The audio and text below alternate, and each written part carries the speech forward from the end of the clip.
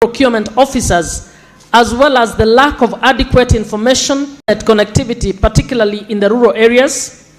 D, what measures has the ministry put in place to mitigate against service delivery interruption during the transition period, particularly in health facilities, schools, and other entities offering critical services? E, what measures has the ministry put in place to guarantee that the system attains the intended objectives, particularly in enhancing transparency, accountability, value for money, and access to procurement opportunities for entities owned by the youth, women, and persons with disabilities? Thank you. Honorable CS, you may now proceed to respond.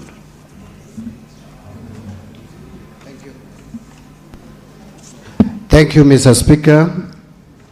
And once again, I want to thank you again and thank the Senate for inviting me once again to come to the Senate and answer to several questions.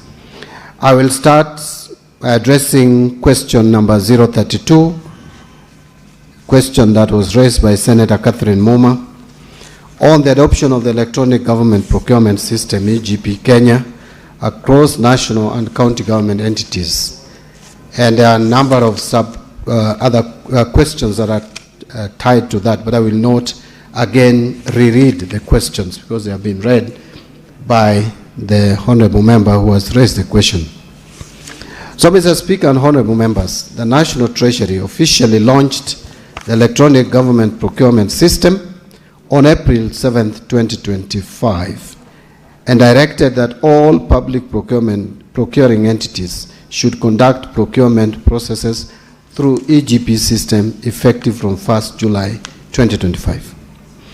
Mr. Speaker, as we all know, Article 227 of the Constitution requires a system of procurement that is fair, equitable, transparent, competitive, and cost-effective. And in compliance with this article of the Constitution, Parliament, in fact, indeed enacted the Public Procurement and Asset Disposal Act of 2015 with its attendant regulations in 2020. Mr. Speaker, EGP is a system that automates procurement processes from bid submission, tender opening to the tender award. And the system minimizes human interaction, which is the main objective of this system, which traditionally has been a major source of corruption, favoritism, and solicitation of facilitation fees. So, Mr. Speaker, the system, if I may just quickly describe it, is built on the open contracting data standard, which enables the publication of procurement data for public scrutiny and therefore strengthening accountability. Mr. Speaker, members, oversight bodies, suppliers, and the public can monitor the status of tenders from submission to award. The implementation and use of the EGP system will therefore result in reduced cost of goods, works, and services, increased transparency in procurement processes and practices, improved efficiency in procurement by minimizing the procurement cycle time, and maximizing value for money, fostering accountability and transparency, and of course, improving confidentiality, integrity, and authenticity of transactions between procuring entities and suppliers. It will streamline procurement processes across the government through standardization of processes and practices. So, to address the first question that was asked, the number of entities at each level that have fully or partially adopted EGP system, as well as those that are yet to migrate to the system.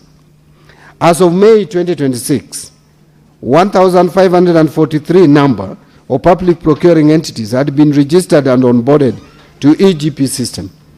679 in number of them have published their consolidated annual procurement plans in the EGP system. Now, the total number and value of contracts processed through EGP Kenya since its rollout, Mr. Speaker, has provided for in the EGP portal, which is indicated, a total of 9,772 in number of tenders have been published and 2,604 in number contracts published in the EGP, and the value of this contract is about 9 billion. But I want to just note that given that we are closing the financial year, we have seen a lot or an increased use of this platform, And as we speak, not less than 12 billion have been processed. And every day, I've been informed now, we are closing not less than 30 tenders per day. So noting that procurement is a process, it is expected that those numbers will significantly change, as I've said, at the close of the financial year. So now we have seen increased use of this platform. The number of entities that have fully complied with the legal requirement to publish contracts and other procurement-related information, Mr. Speaker, a total of 2,604 procuring entities have published their contracts in the EGP. How much has the government saved so far by transitioning to EGP Kenya, and has there been an improvement in the efficiency of procurement processes since the transition? There is no verified figure for total savings realized from the EGP rollout yet, as the system is in the initial phase of takeoff. The numbers in most public sources remain projections or anticipated savings, not confirmed by independent audits. However, there are several qualitative and structural improvements reported so far in terms of reduced procurement times, cycle time, greater transparency, tighter integration with financial tax systems, and built-in audit trails. C, I was required to elaborate on what steps has the government taken to address the factors undermining the success of EGP Kenya, among them the limited capacity and resistance among procurement officers, as well as the lack of adequate information, communication and technology infrastructure, and internet connectivity, particularly in the rural areas. Mr. Speaker, the National Treasury has deployed trainers of trainers, that is TOTs, to guide procurement officers across national and county governments. Over 2,000 procurement officers have already undergone hands-on training, and a further 40,554 PFM officers drawn from national and county governments have undergone virtual training via webinars. A help desk, that is technical support center, has been set up to assist users navigating the system at the Kenya Institute of Supplies Management Towers along Gong Road in Nairobi. The National Treasury has partnered also with the Kenya School of Government to deliver countrywide training for PFM officers and other stakeholders.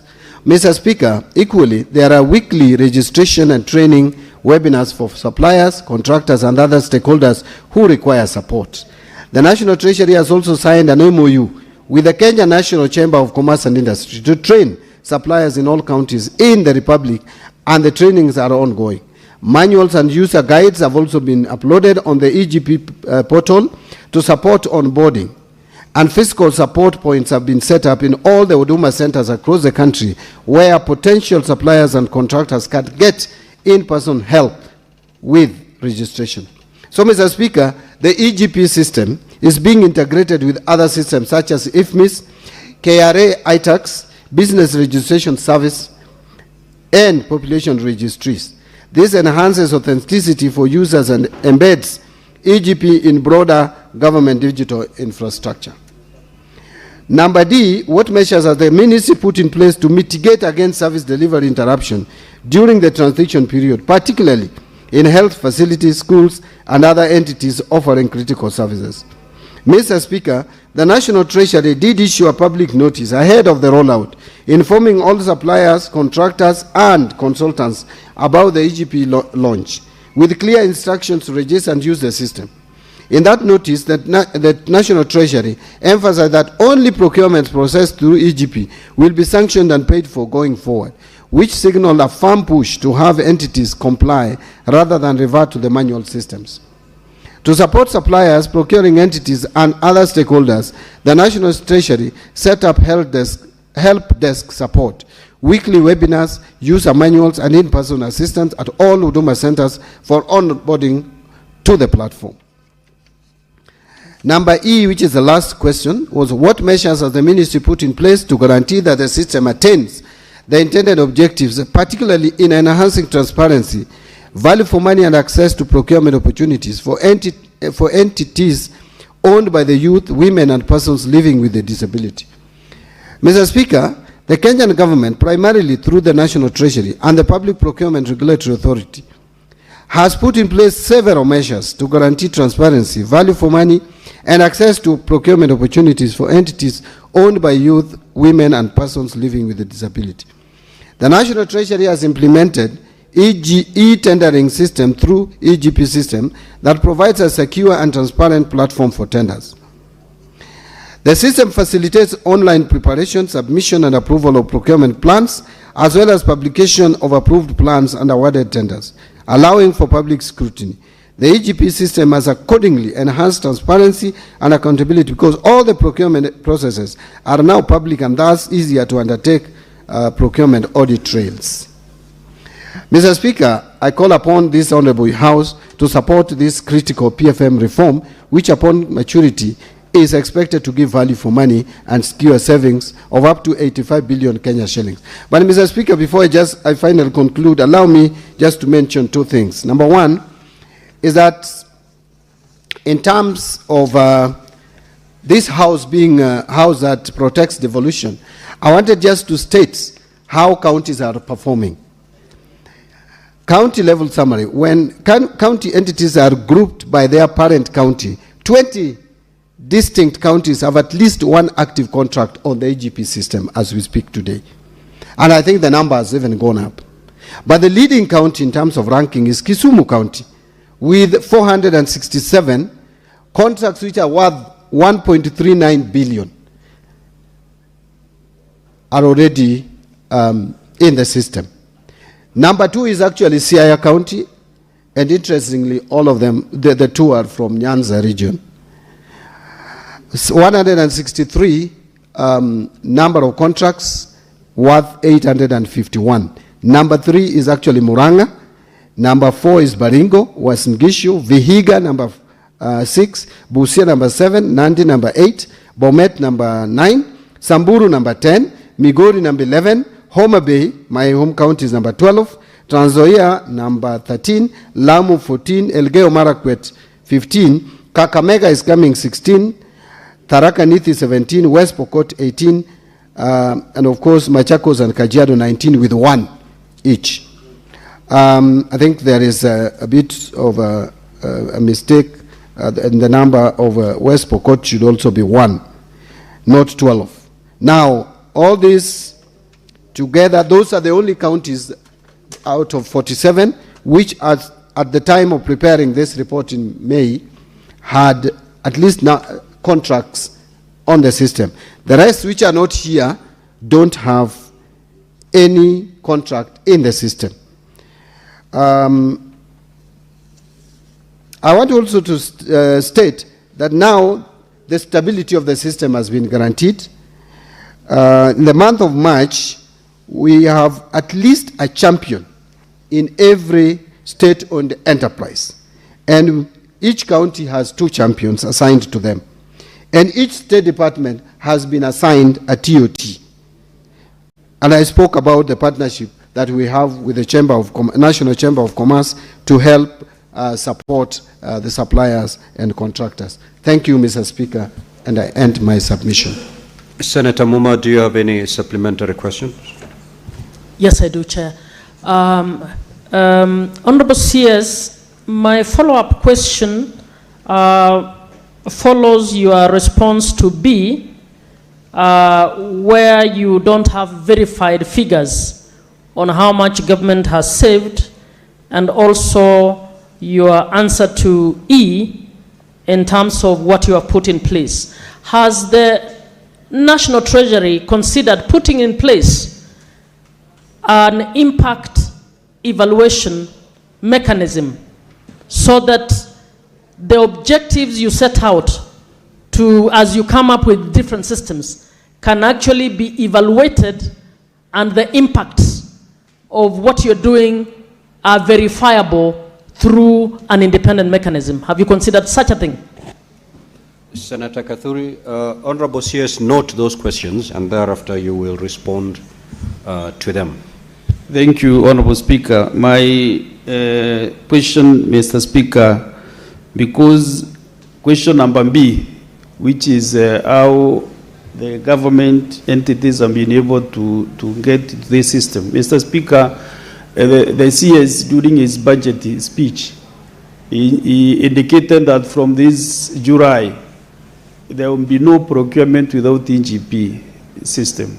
Mr. Speaker, getting to the figures that he has and those who have complied, Mr. Speaker, you know, like counties have failed to absorb the budget, development budget because of this EGP. It is a good idea, a wonderful idea. But then the implementation, I think, was really it was brought in a very hurriedly situation, Mr. Speaker. If the performance is not even 30% so far, how do we expect to utilize the development budget in the year 2026-2027, noting that the CS has already indicated there will be no procurement without using the NGP system? Thank you. Senator Osochi. Thank you, Mr. Speaker. Mr. Speaker, when I read the question by Senator Moma and I listen to the response by the Cabinet Secretary, what comes to my mind is there seems to be a problem on the matter of project management, especially for IT-related projects. And my question goes to the CS.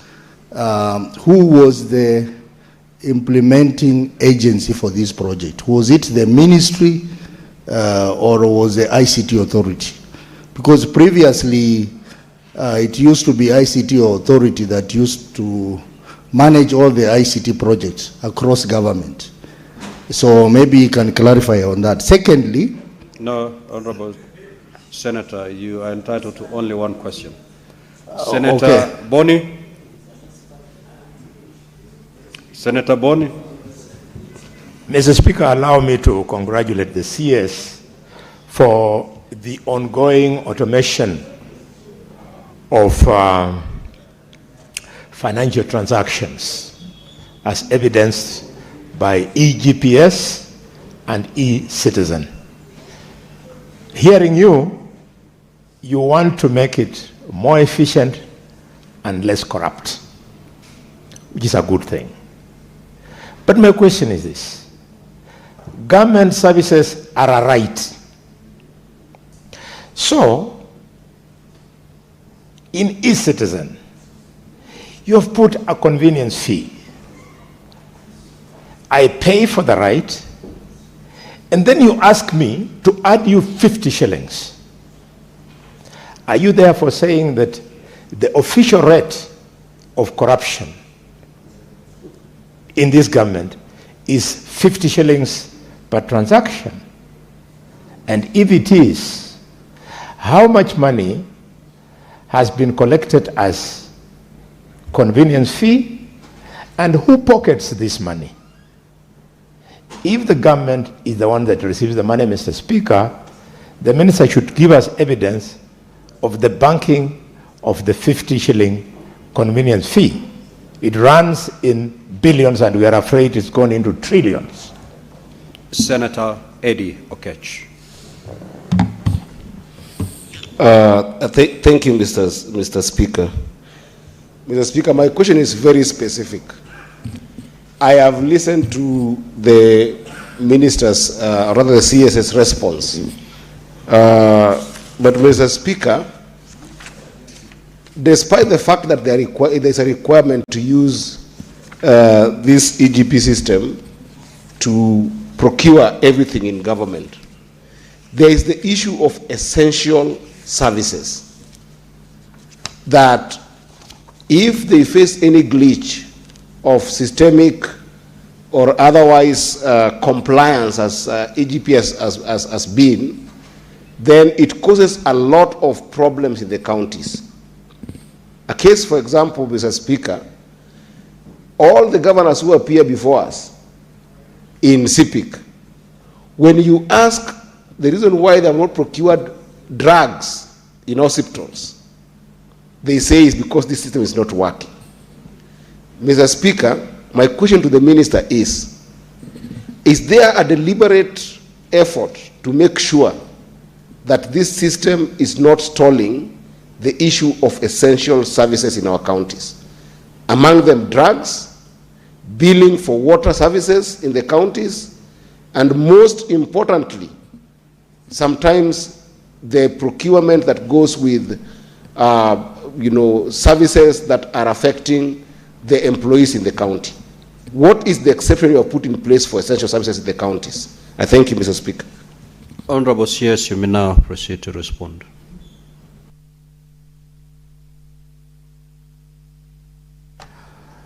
Thank you, Mr. Speaker, again for allowing me to address further supplementary questions by honorable senators. On the question by Honorable Catherine Muma, whether we have an impact evaluation mechanism, yes, we do. And I will tell you that the moment we close the financial year, we are going to do an assessment of how much we have been able to, in terms of approximation. It may not be exact because, again, these are more qualitative. But in the system, there is standardization of even pricing. That was one of those items in this system that really made the system a big improvement, that we have a way of looking at the average pricing so that you don't come with outrageous prices for commodities. Now the Speaker. The Speaker asked me before he became the Speaker of the session that from July no county will be allowed to prepare to procure outside the EGP, and looking at the numbers, they don't look good. I think in the first year there was an attempt to frustrate the system, and many procuring entities, not even just at the county level alone, even at the national level, and including sometimes even at the National Treasury. I have been not very kind to some of my officers whom I thought were frustrating this system. And there was a thinking that probably this will just go away and that it will not be implemented. But as we progressed, they realized that we meant business. And I will tell you now, the acceptability of this system has increased a lot. That is why you can see now many and many procuring entities onboarding into the system. And we have communicated very clearly that beginning 1st July, there will be no excuse, because they used to talk about capacity. We have built the capacity. About the system now has been stabilized. So there is no excuse. The suppliers, the contractors now understand the system. And we have partnered with the Kenya National Chamber of Commerce and Industry to support and train the suppliers and contractors. Now, let me give you an example. I have talked about Kisumu. If Kisumu can onboard about 40% in terms of contracts onto EGP, 40%, what justification would other counties have not to onboard? Procurement or tender award amounting to 1.4 billion shillings. Kisumu County has already onboarded as at May. So what excuse would other counties have? Because these counties are the same. But if you talk about maybe far remote counties, then you pick out Samburu. Samburu is one of the remote counties we know in this country, and it is ranking number 10 with a number of contracts onboarded already with values of close to 50 million shillings. So, in short, there is no excuse. And from July 1st, Mr. Speaker, I want to persuade this Senate that there should be no excuse in not using EGP. Honorable Senator Osotsi asked me about whether there is a problem of project management. I don't think so. I don't think there is any problem with the project management. As any other project, and I'm sure Honorable Senator Osotsi has done project management, I have equally done project management. In the initial stages, or the formative stages of every project, there are challenges. Whether preparation was done to what level, there will be some challenges. How you deal with those challenges is what sets apart a good project management from a bad one or a badly implemented one. And so far, looking at the response, what is happening across the country, I can confidently say that the project management of this project is above average. Which is the implementing agency? National Treasury. And this one is not even a discretion. It is provided in law. Public Procurement and Asset Disposal Act, Section 7, mandates the National Treasury to be the one responsible for managing this system of procurement. Senator Boni, my friend Boni, a very good question, but unfortunately, it is not the matter that I'm dealing with today. And Honorable Speaker, if you allow me, I think I can deal with this matter if it is raised substantively on e-citizen and where the money goes and how much you have been receiving and the reasons for paying for these convenience fees. And by the way, there was a time I appeared before this House and I attempted to address it, but I can address it again substantially, because I think it's also something that has been enjoying some public debate. A lot of information distorted anyway, but it is my duty and responsibility to be accountable on behalf of the government of Kenya to the people's representatives, the Senate. So I would gladly come and address this question.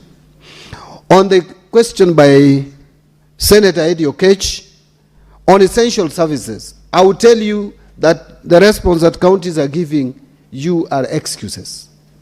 Excuses in the sense that there is no essential service, whether at the national government level or at the county level, that has been frustrated in terms of procurement because of this system. And by the way, there is no reason why you cannot use this platform for even essential services. But we have given exemptions where a procuring entity has hit or met some headwinds and the services are essential. So it cannot be true that someone can come and tell the Senate authoritatively that they have not been able to procure because of the platform. All the challenges that procuring entities meet, we try to address them. And if we can't, for whatever reason, we have given exemptions. So I don't think that is correct, that there is any procuring entity that has been frustrated in terms of procurement because they cannot use this platform. So, Mr. Speaker, I want to end there because those are the supplementary questions that were raised. Thank you. Very well, Honorable CS. Honorable Senators, what is your issue, Senator Boni? I can't see you on my platform. Yes, I'm pressing here, but I thought it was reflected. You know, you are one of the, you are acting like the same officers who are not accepting NGP. Because my NGP, I should read your name in my system. I have pressed intervention. I thought it was showing there, but thanks for the... Yes, proceed. Mr. Speaker, the Minister has stepped down my question. Is it on your question? Supplementary question? Yes. What is the issue? He has stepped down my supplementary question and promised that he's going to address it at an appropriate time. I was not asking out of ignorance. I thought there was very close relationship between EGPS and e-citizen. I don't want to argue. May I plead with the chair that I don't lose my opportunity to ask a supplementary question. You allow me to do it since the minister is here. I had two, but he has stepped down. No, you can't ask two supplementary questions. The one I asked, he has said he will answer another day. That is what was your supplementary question. Yes. The Secretariat have really recorded for the CS to respond, either through communication to the clerk or you come back to respond to that. So let us give other senators an opportunity to ask their supplementary questions. Since yours is a weighty matter that needs a lot of attention, so just get satisfied. So I can see Senator Modigi, Senator Seki. Thank you, Honorable Speaker. Just a very short and brief question to the Cabinet Secretary. Honorable Speaker, on the issue of EGP, the use of this system in the counties, Honorable CS, it is true that it is it's becoming a system that is the county are getting difficulties to use it, particularly on the remote counties, where most of the people are illiterate. And in this manner, I want to ask CS if this system is biased to those who are illiterate, who are not able to read, even to open the system, go through the internet and all that. And I think I'm talking on behalf of the Mama Mboga, Mama Shuka, who is down there and who also who has an interest to do business to counties and even to government. What is the mechanism that these people are also being, that they are going? Is your ministry working out to make sure that these people are trained to get awareness on how to use the system, and how has your ministry done that to make sure that this system is available to all? Thank you. Senator Fatuma Nduru.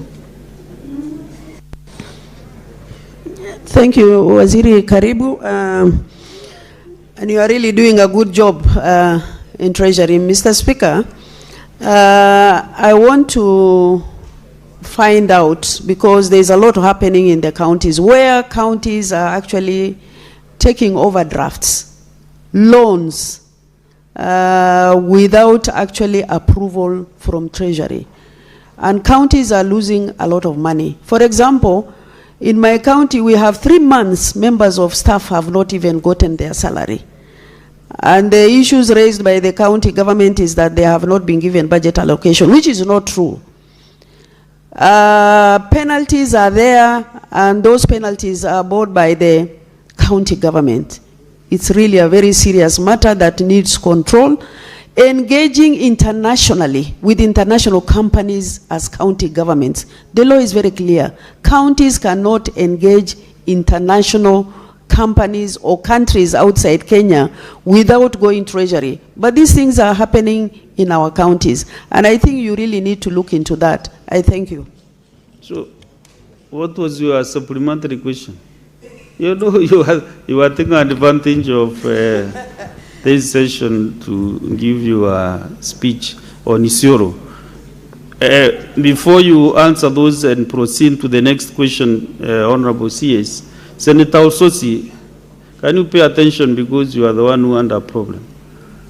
What was the issue that you raised on your supplementary question? You said you did not get the correct answer. Thank you, Mr. Speaker. Mr. Speaker, the CS answered my question, but I'm not satisfied with the answer, because I had indicated that when I read through the question and I listen to the CS, there seems to be a serious problem with the project management, especially for IT projects. And I said that previously, during the Grand Coalition government, they established the ICT authority, which was to coordinate project management for ICT across government, especially the e-government process. But now it looks like that is no longer the case, that each ministry is doing its own ICT project. And that could be the source of the problem. And I just wanted him to clarify on that. And further to that, if each ministry is doing its own project, then what is the work of ICT authority? It's a moribund department. So maybe my good friend CS can explain further on that, because we have had many projects in government which has had transitional issues. I think your issue is very clear, Senator, so you'll be able to answer that. So, Waziri, can you kindly answer the 2 questions, and then we make progress? Thank you. Thank you, Mr. Speaker. Mr. Speaker, the first question, or the first additional supplementary question, came from Senator Seki, Senator for Kajiado, who actually asked me about the use of the system in counties, and says us about the people who are illiterate. We train all suppliers and all contractors regardless of their academic understanding and qualifications. But I would tell Senator Seki that the manual system is worse for those who are illiterate. if you have participated in the procurement system in this country, and you see the kind of bulky documents that have been in use for tendering processes, the BQs and all those bulky documents which sometimes are carried in cartons. If you are illiterate, you can't fill them. So this system may also not be very friendly to people who are illiterate, but I am sure those who are illiterate would use people who at least can understand the system, the same way they were using other people to complete, or if I may say in Kiswahili, jaza for them, those bulky documents. So it is both. Whether if you are illiterate, you'll have challenge even whether it is manual or this system. But those who have difficulty in using the system for whatever reason in terms of understanding of IT, that is why we have the trainers doing the training. And we are doing even weekly webinars. Now, on Senator Fatuma, you asked me, although I don't want to run away from this question, even though it is a little bit not in addressing the question before us, but you asked about counties taking overdrafts without authority from the National Treasury. I think this is something we are trying to limit, so that counties don't have to really take loans from banks, because those financial institutions are very expensive. One. Two, there is no budget line. If you look at the budget lines of most of these counties, if not all, and this house, you interact, you have an opportunity to engage with the budgets for counties. There is no line item for those overdraft charges in terms of interest. But again, they go ahead and take. Whether we delay in disbursement, we have been really trying to disburse funds timeously. With the exception, yes, I know this month, we haven't disbursed the month of May and June.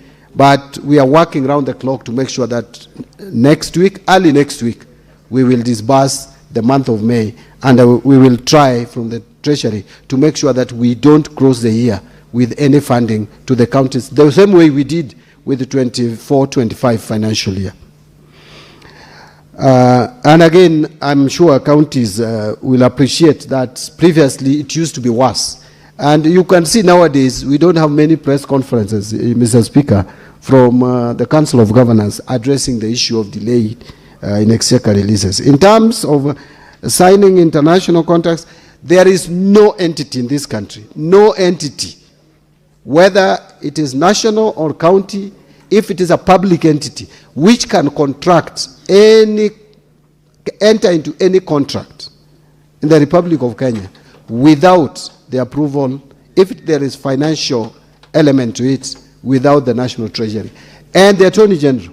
So if there is any county which is working outside that space, then they should be warned that what they are doing is criminal.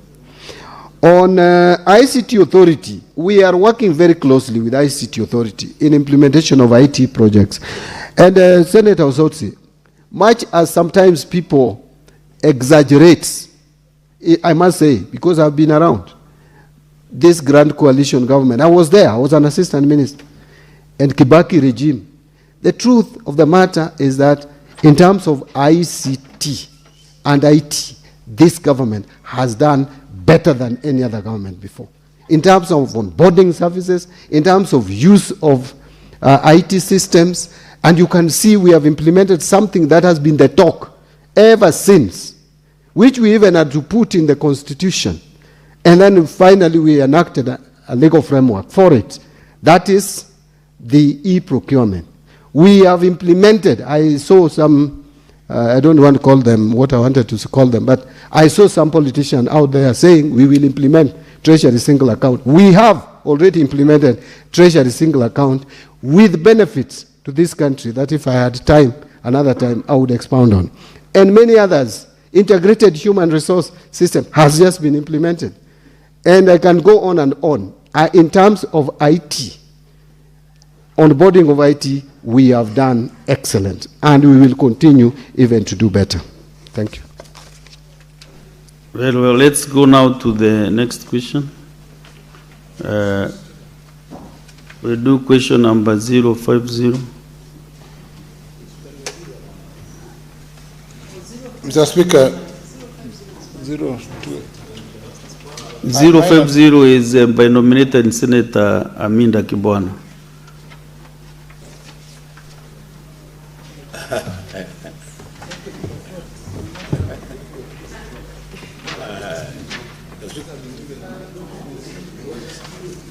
Thank you, Mr. Speaker.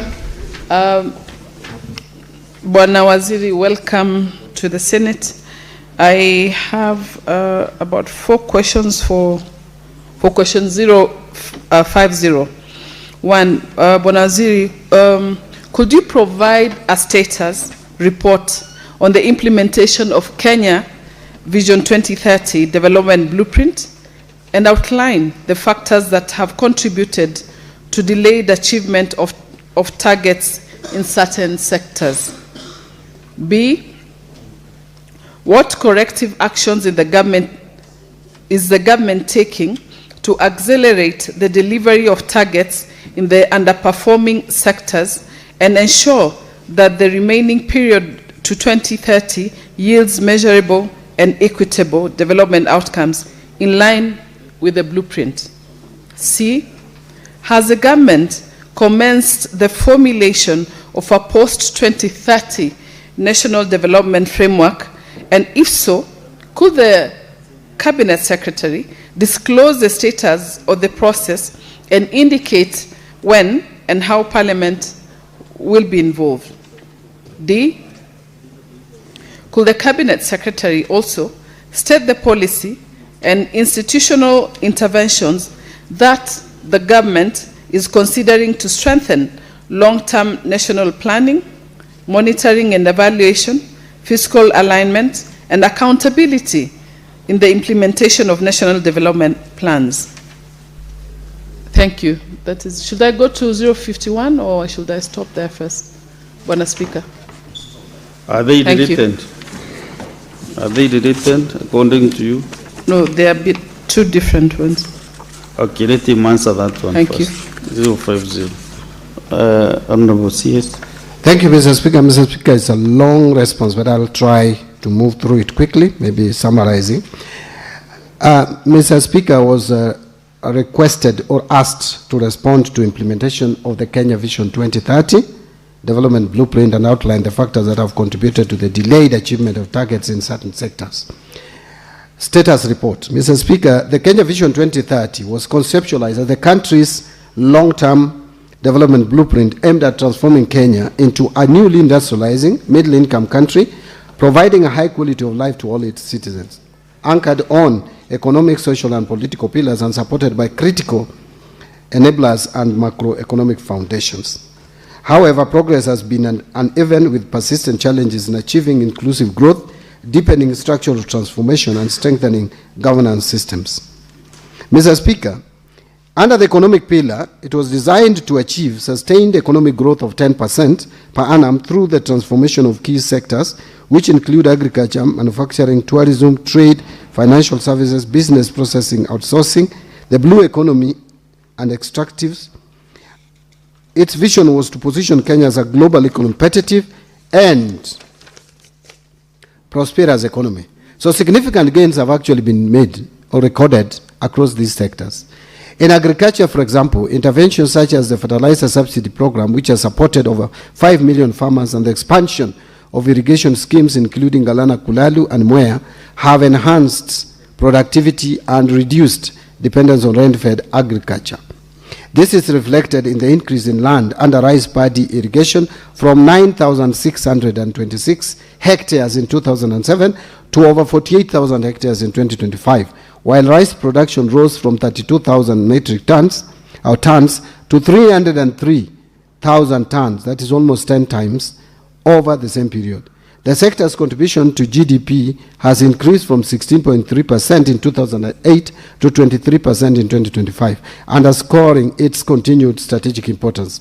Agricultural value addition also expanded significantly, with agricultural value added rising from 491 billion to 4 trillion, while textile yarn exports increased from 551 tons to over 2,000 tons, demonstrating the growth or growing strength of agro-processing and manufacturing linkages. Under tourism, flagship projects focused on diversification beyond traditional beach and bush products through the development of resort cities and promotion of conference, cultural and ecotourism. Following the disruptions caused by the COVID-19 pandemic, Kenya successfully diversified tourism beyond traditional wildlife and coastal products into conference tourism, ecotourism and cultural tourism. International arrivals recovered strongly to 2.55 million visitors in 2025, surpassing the pre-pandemic peak of 2.5 million arrivals recorded in 2019.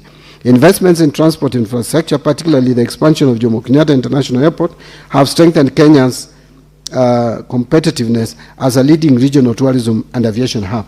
I wish to add that the Bomas Conference is coming up just across here, which is a major achievement for this government, and that will help us in encouraging and promoting conference tourism, which has been sluggish.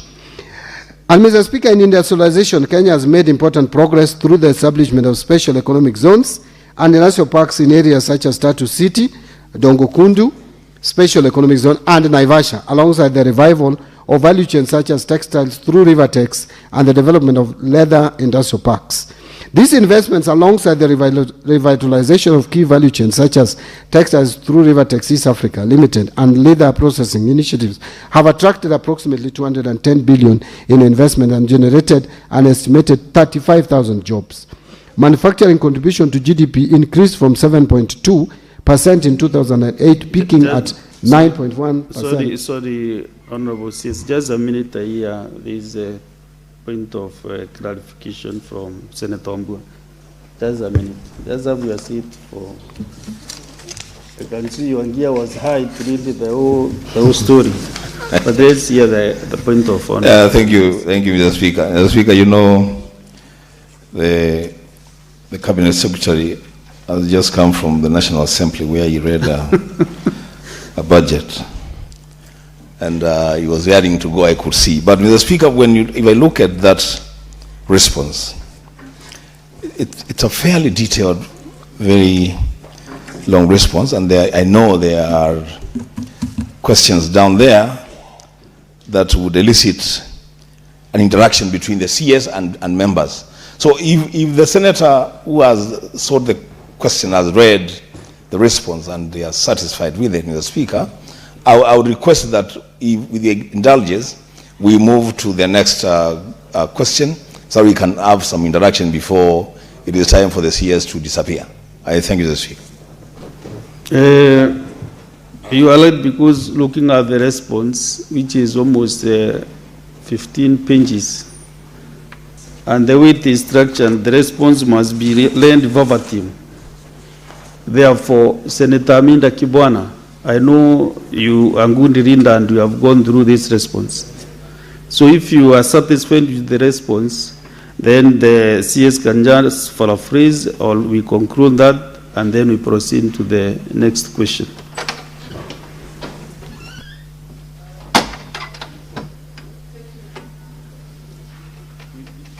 Give her the mic, kindly.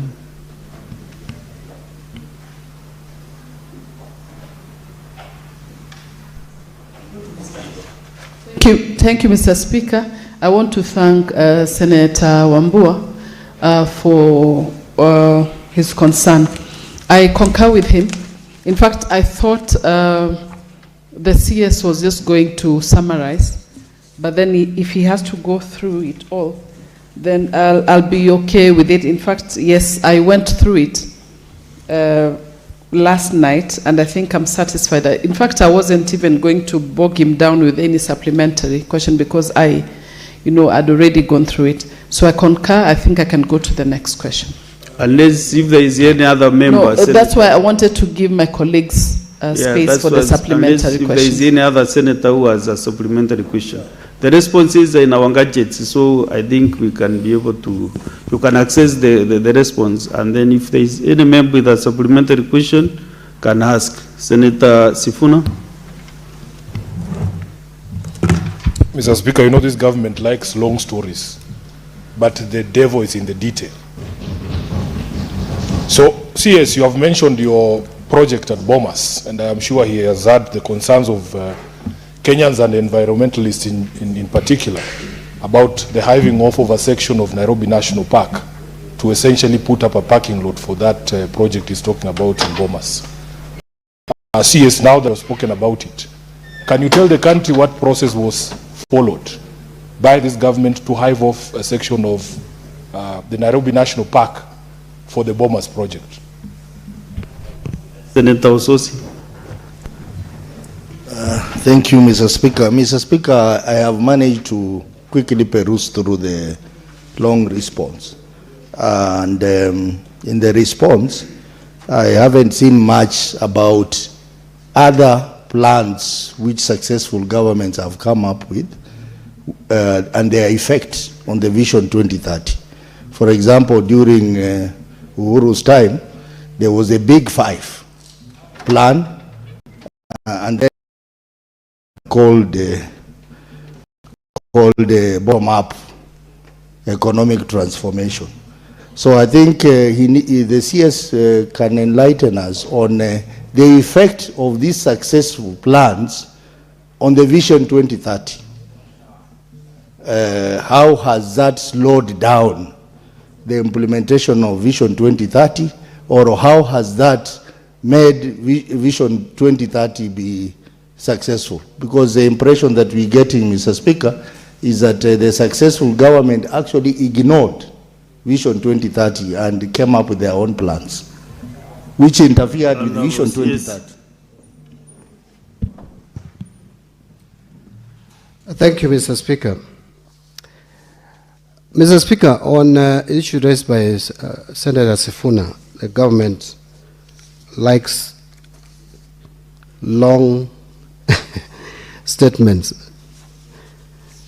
I thought a government that is accountable must give as much information as is necessary.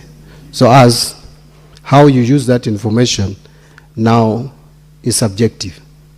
It doesn't have to be standard. Those who support the government, you'll use it differently.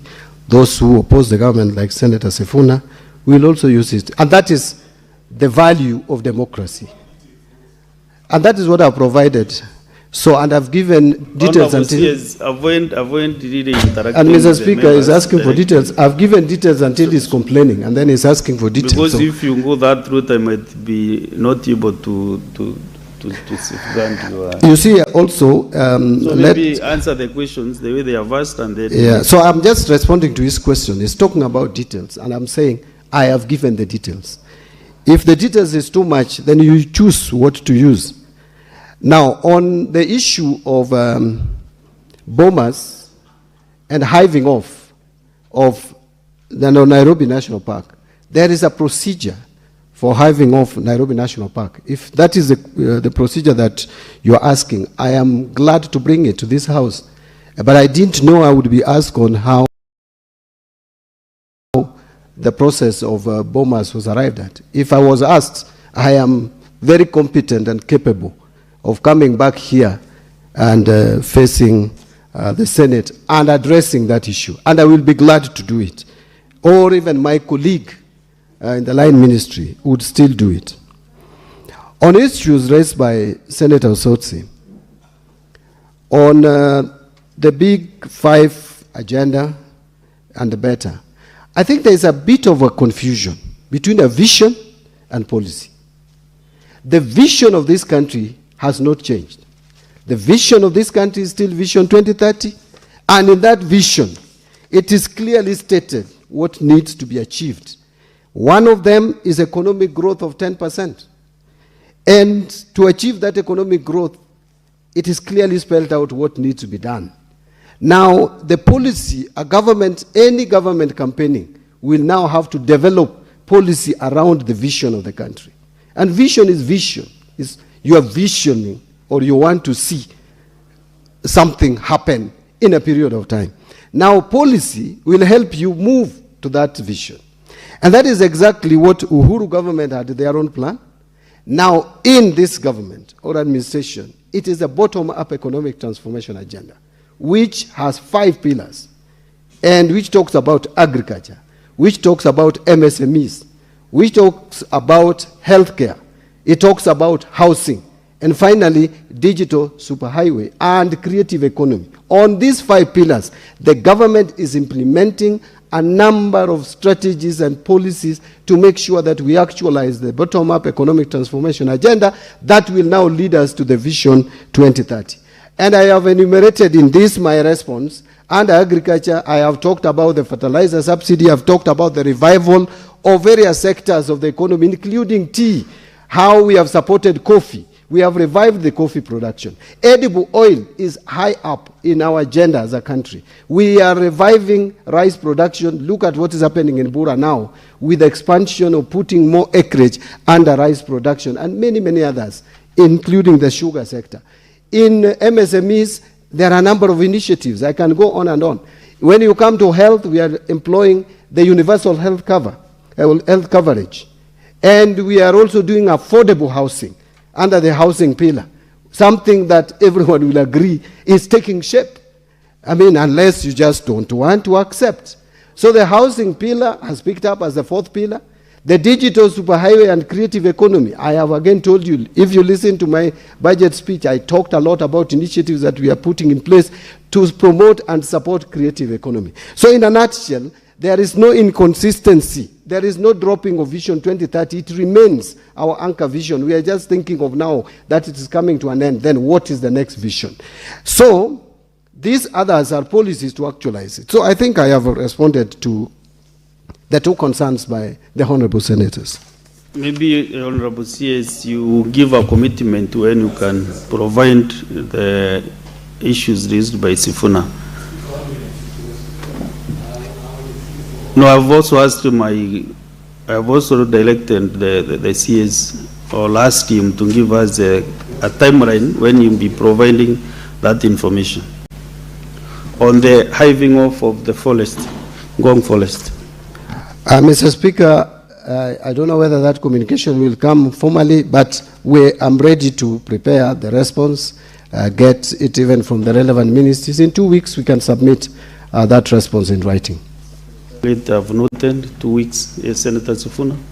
Is it on the same supplementary question or a different matter? You know, Speaker, we will not allow... If it is a different matter, of course, I won't be able to give you that. I just want to make something clear, Speaker. Verbosity is not detail. If you just throw around words that don't give specific answers to specific questions, you can see he doesn't have an answer to my question. But he said you will prepare for your question. He has long stories about housing. In 2 weeks' time, which is okay. That is how we conduct the CS business. will not get away with this. We want answers to the concerns of the public, not just stories about housing. Senator Sifuna, you are not a stranger in this Senate. If you ask a CS a question and he has no answer that particular time, he is given time to provide. Yes, but Speaker, so it came from his own response. It came from the same response. I was around when Vision 2030 was prepared. I don't remember. That is why I'm saying I'm not giving you again to ask another supplementary question. Just a minute, Speaker. I don't remember the hiving off of Nairobi National Park being part of Vision 2030 for these projects. So when he speaks about it, he should give us details. So I'm happy I said he'll answer in 2 weeks. But let him not write me long paragraphs. Just give us the procedure that was used to hive off the park. That's simple. Is Senator Okejo? No, just a minute. Yes. We won't get the question from the Senator. Mr. Speaker, I have committed myself. Yeah, you did that. And no I know Senator Sifuna could have been around when Vision 2030 was being, maybe he was in school. I was around here in the political space. So I have probably a better understanding of Vision 2030. Honorable CS, you know, you give your commitment and that's the end of that commitment.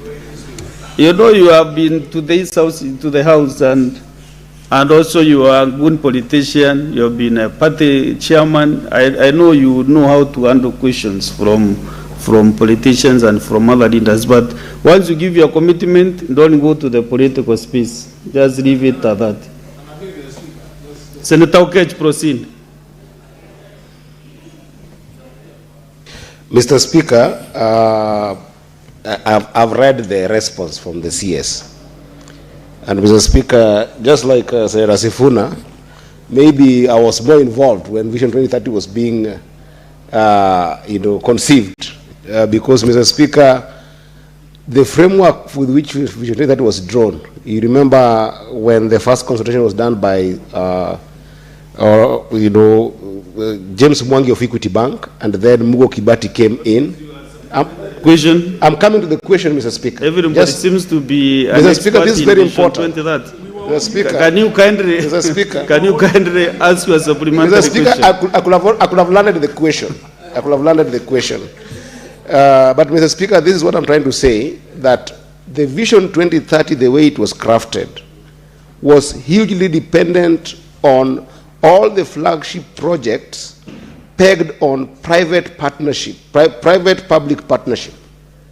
And Mr. Speaker, in the response of the CS, the projects that he has talked about are devoid of proper frameworks and robust engagement with the private sector.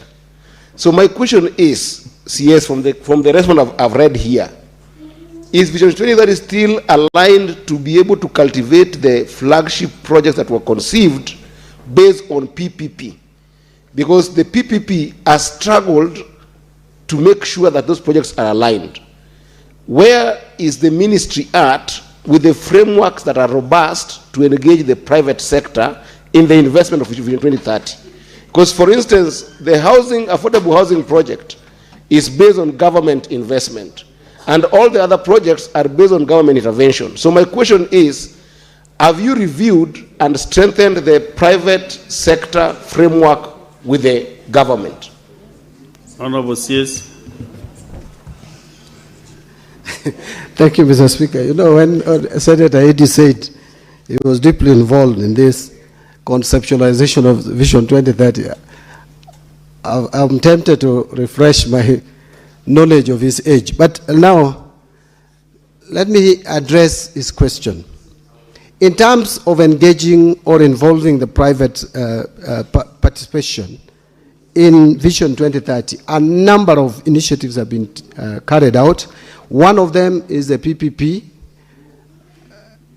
One of them is the operationalization of the PPP model.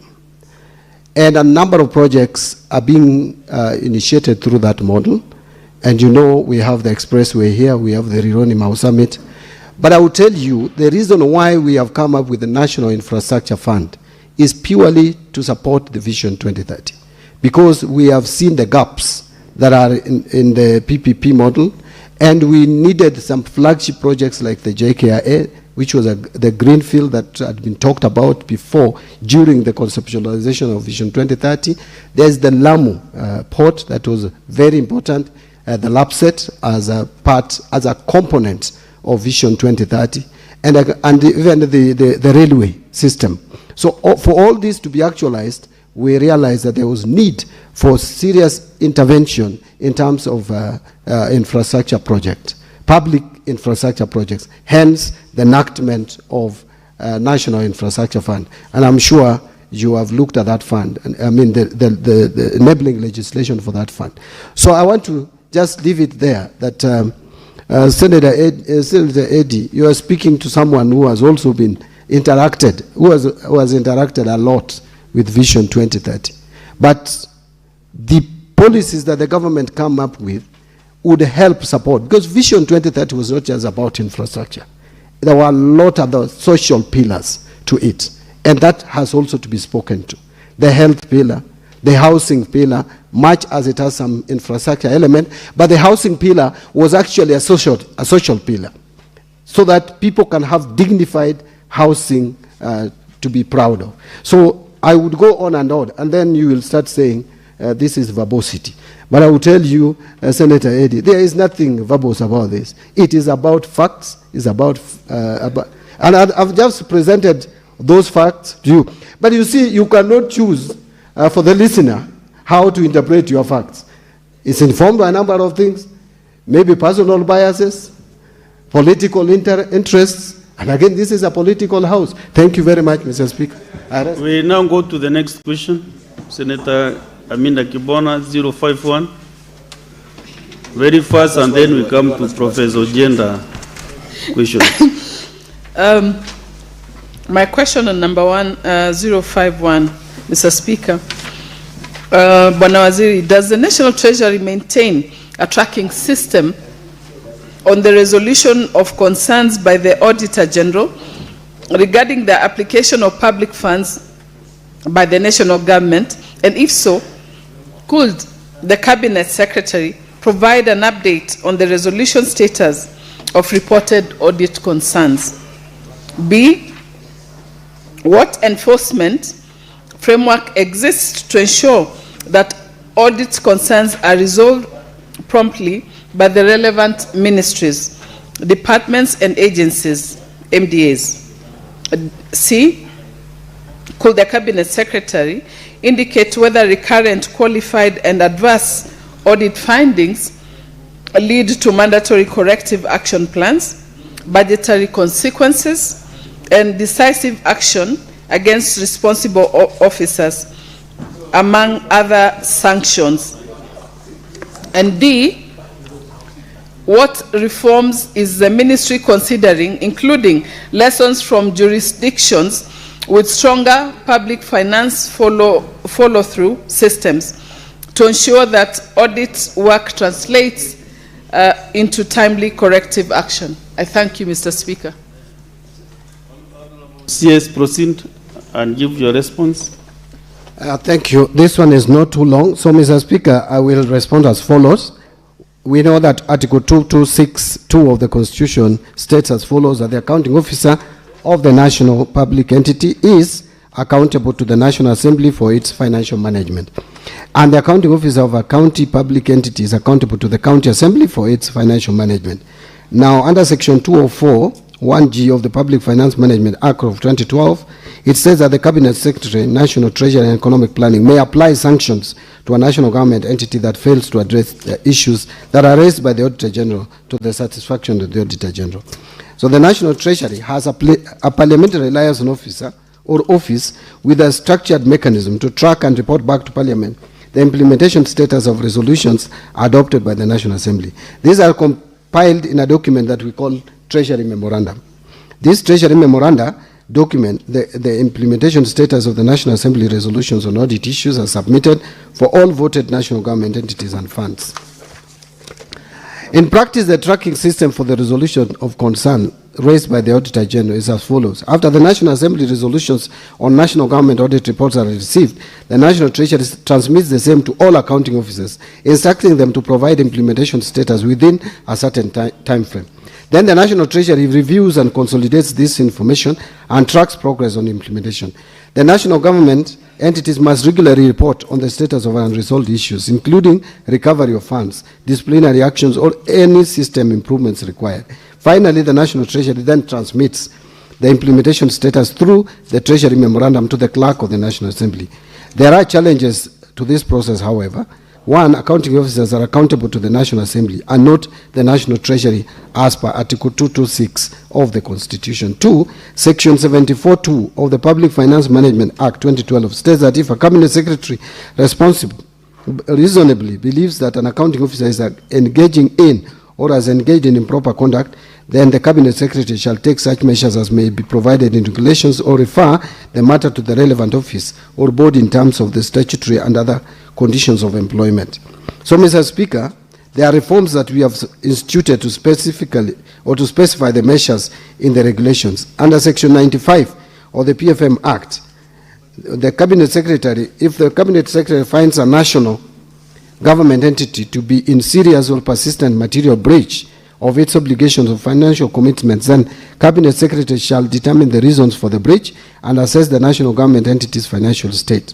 That section needs to be amended to conform to Article 225 of the Constitution that reads that the Public Finance Management Act provides for sanctions that the Cabinet Secretary, National Treasury, may impose on accounting officer for failure to address issues raised by the Auditor General. Then these sanctions include the stoppage of funds, which the Cabinet Secretary may impose. And, of course, I want to add that the Cabinet Secretary may withdraw the role or designation as accounting officer. Now, what enforcement framework exists to ensure that audit concerns are resolved promptly by the relevant ministries, departments, and agencies? The legal enforcement framework is set out in Article 2262 of the Constitution, Mr. Speaker, which holds all accounting officers accountable to the National Assembly. Section 74, 95, 204 of the Public Finance Management Act provides sanctions that the Cabinet Secretary for the National Treasury may impose on individual officers or public entities subject to the fulfillment of a legislation criteria. Now, I'm also asked to indicate whether recurrent qualified and adverse audit findings lead to mandatory corrective action plans, budgetary consequences, and decisive action against responsible officers. Mr. Speaker, there are several reasons for recurring qualified and adverse audit findings in the public sector. These include institutional culture, technical competence, delays in production of asset ownership documents, and internal controls. Others are delayed audit opinions, which come several years, financial years later. So the National Treasury also holds biannual training with all public sector accountants, sensitizing them on the resolution of audit issues included in the financial reporting templates as approved by the Public Sector Accounting Standards. Is a section on the disclosure of outstanding audit issues and their resolution.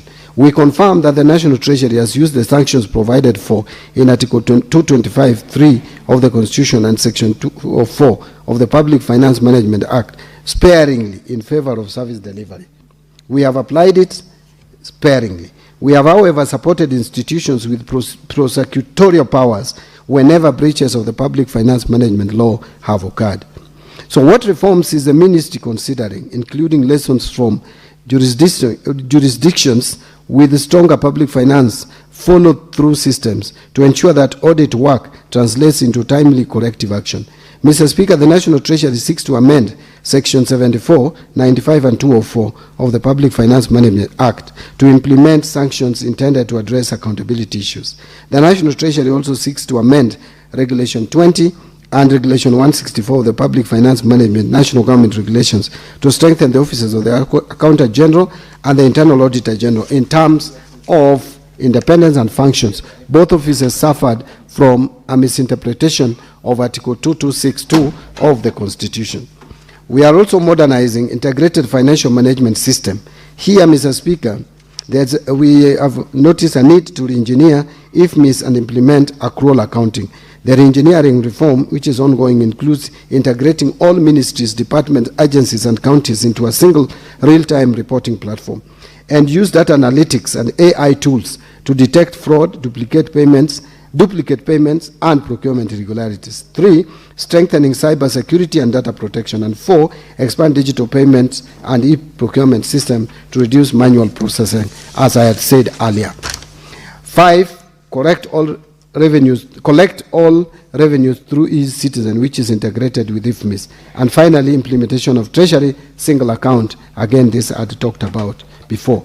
We are also building professional capacity. This can be achieved through partnerships with universities, professional bodies such as the Institute of Certified Public Accountants of Kenya and other international professional organizations, but we are also using the Kenya School of Government. Strengthening coordination with oversight institutions. The Accountant General works very closely with Office of the Auditor General, Office of the Internal Auditor General, Office of the Controller of Budget, Ethics and Anti-Corruption Commission, Directorate of Criminal Investigation, and finally, Parliamentary Public Accounts Committee. In terms of strengthening and enforcement of compliance, many audit findings recur because corrective actions are not being implemented. Possible PFM reforms include requiring ministries and counties to submit action plans on audit findings to the Accountant General. Number 2, introducing sanctions for persistent non-compliance with accounting standards. Number 3, linking budget allocations to compliance with financial reporting requirements. And finally, establishing stronger follow-up mechanisms on audit recommendations.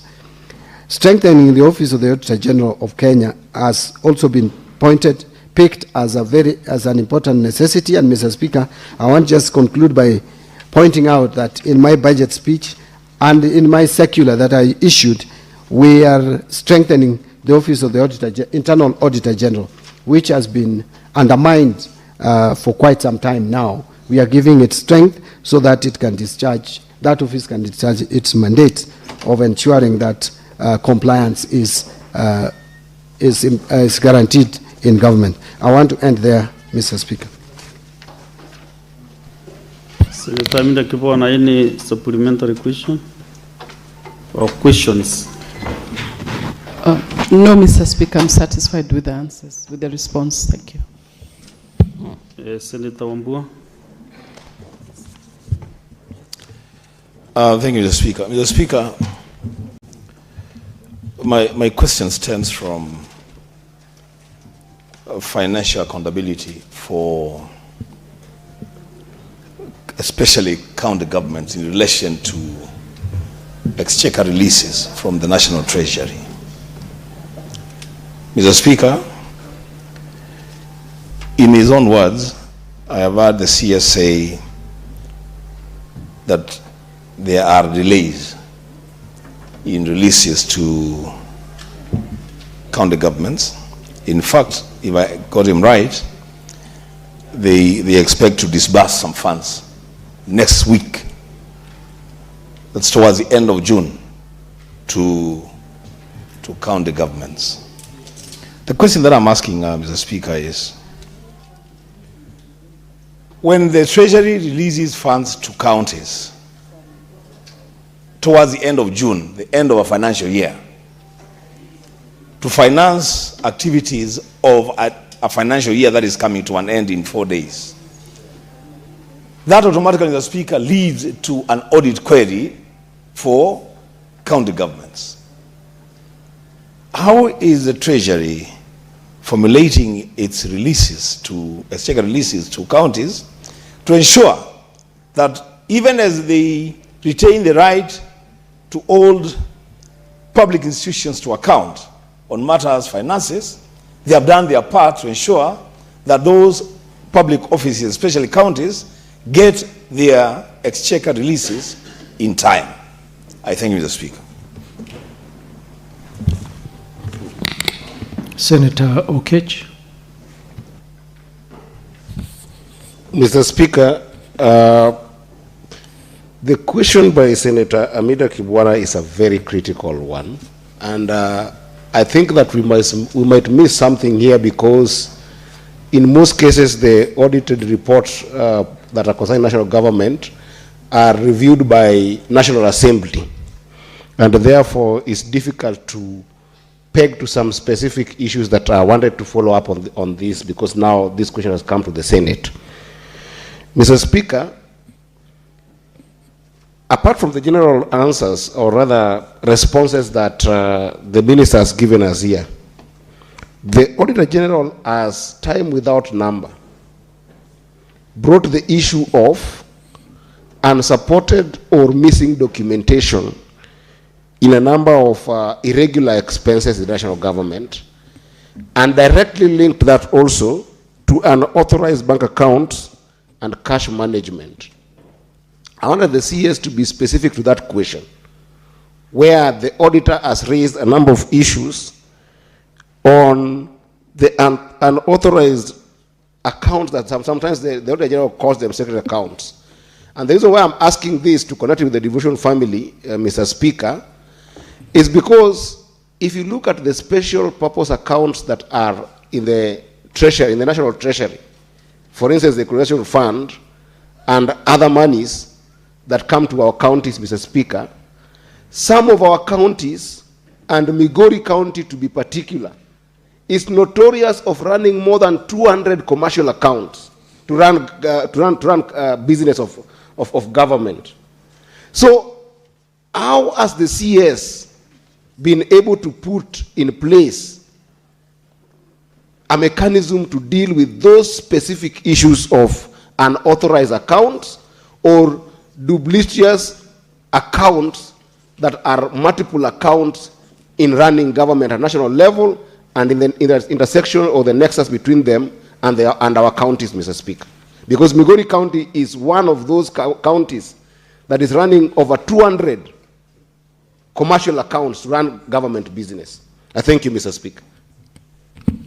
Senator Sifuna.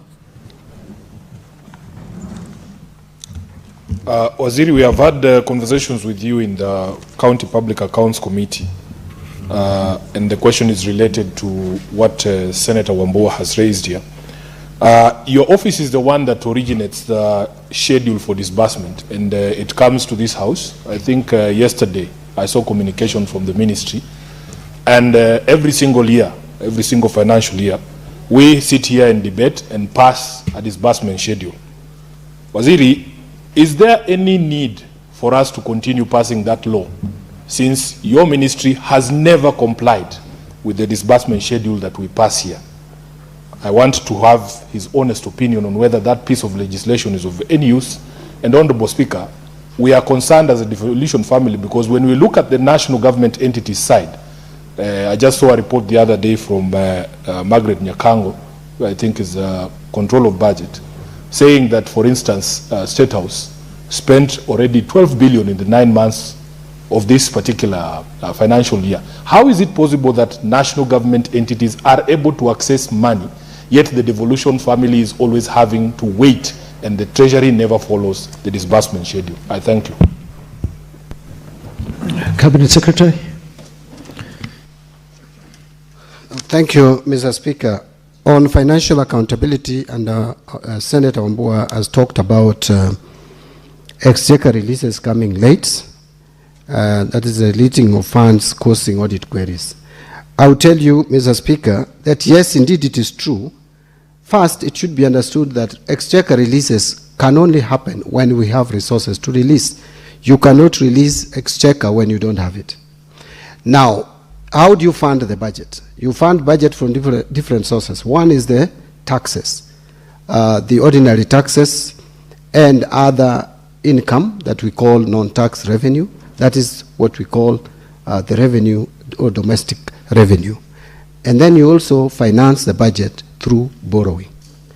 And here I talk about external borrowing and domestic borrowing. Let me start with borrowing. Sometimes external borrowing takes time. Like, for example, in this financial year, we had factored in borrowing from the World Bank through DPO. It's likely to come towards the last week of this financial year. We are likely to get it that time because at least our request has been submitted to the board finally, because a lot of processes have to be followed. And the board, once it hits the board, it will be, I know the board will approve, but it will be approved a few days too. So that funding will have to support some operations and activities. Secondly, even domestic borrowing, sometimes we have to be sluggish. But most critical is revenue performance. If revenue has not performed, Mr. Speaker, where would the government get money to disburse? But even with those challenges, you'll agree with me that this government has probably outperformed any other government before. I say so with pride, because last financial year, we closed the financial year without any outstanding exchequer releases to the counties, even though the last disbursement was done on the 29th of June. But again, the counties do not wait for the exchequer to initiate transactions. So you'll find by the time the financial year comes to a close, they have already procured. And when they get the money, then they do the payment. So it is the payment that is awaiting the funds. And also, the salary for June will be paid immediately they get exchequer. So usually there is no inordinate delay. And that is why I'm saying, if you have been keen in following, there has been reduced complaints from the county governments in terms of delay in exchequer releases and many others. And by the way, even national government, there's a delay in release of funds. As we speak today, I have a number of MDAs which have requisitions with the exchequer. One of them is Interior, which wants to be supported, and we will also support them the same way we will be supporting counties. We usually give counties priority, by the way. It may not be known, but I know from where I sit that anytime we are making cash disbursements, every week that I get exchequer request approval, I always ask how far we are with the release to counties. So there is no deliberate effort or attempt to try to starve counties of funds. It would not be in my interest. I have never supported that route at all, because I'm schooled from a political persuasion that believes in devolution, and that is the ODM party. Now, a question by Senator Eddie Okech on yes, Treasury memoranda goes to the National Assembly, but it becomes public document, so even Senate can interact with it. But again, it is the National Assembly that has the responsibility over it.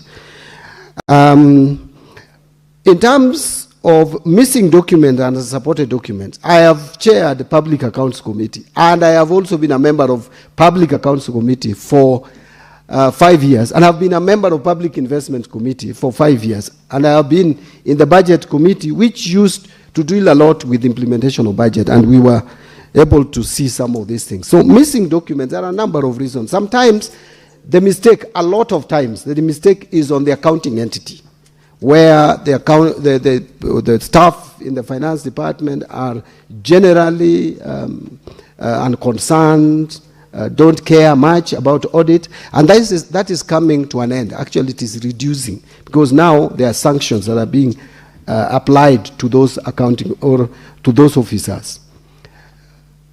But also, there could be some challenges, because you find when these officers, and I'm sure, Senator Eddie, you have been a member of, I don't know whether you have been a member of the Public Accounts Committee in the Senate, but you find when the government officers appear before the accountability committees, then all of a sudden the documents are there. So either it is because of the accounting officers just being negligent, or you also find that the the auditor who was auditing actually was given these documents, but the supervisor overruled any additional information. So the documents are there, but they were not factored in the final audit report. We have encountered those. And I think something needs to be done to streamline that. But you can see consistently audit queries are coming, audit queries are thinning by the day. In fact, most government units now are getting an unqualified audit report, what they like calling clean. But I say there's nothing clean in accounting. It's only that they are unqualified audit reports. On unauthorized bank accounts, yes, I will agree with you. But I think the problem here is we probably need to amend the law, because the law as it is today allows CEC members in charge of county treasuries to open commercial bank accounts. It doesn't state how many. I think we need to look into that space. But right now what we are doing at the National Treasury is to implement the Treasury single account also at the counties. We have seen the impact that the Treasury single account has had at the national government level. We want to replicate the same at the county level so that we can manage our resources better. And that is not only going to solve the problem of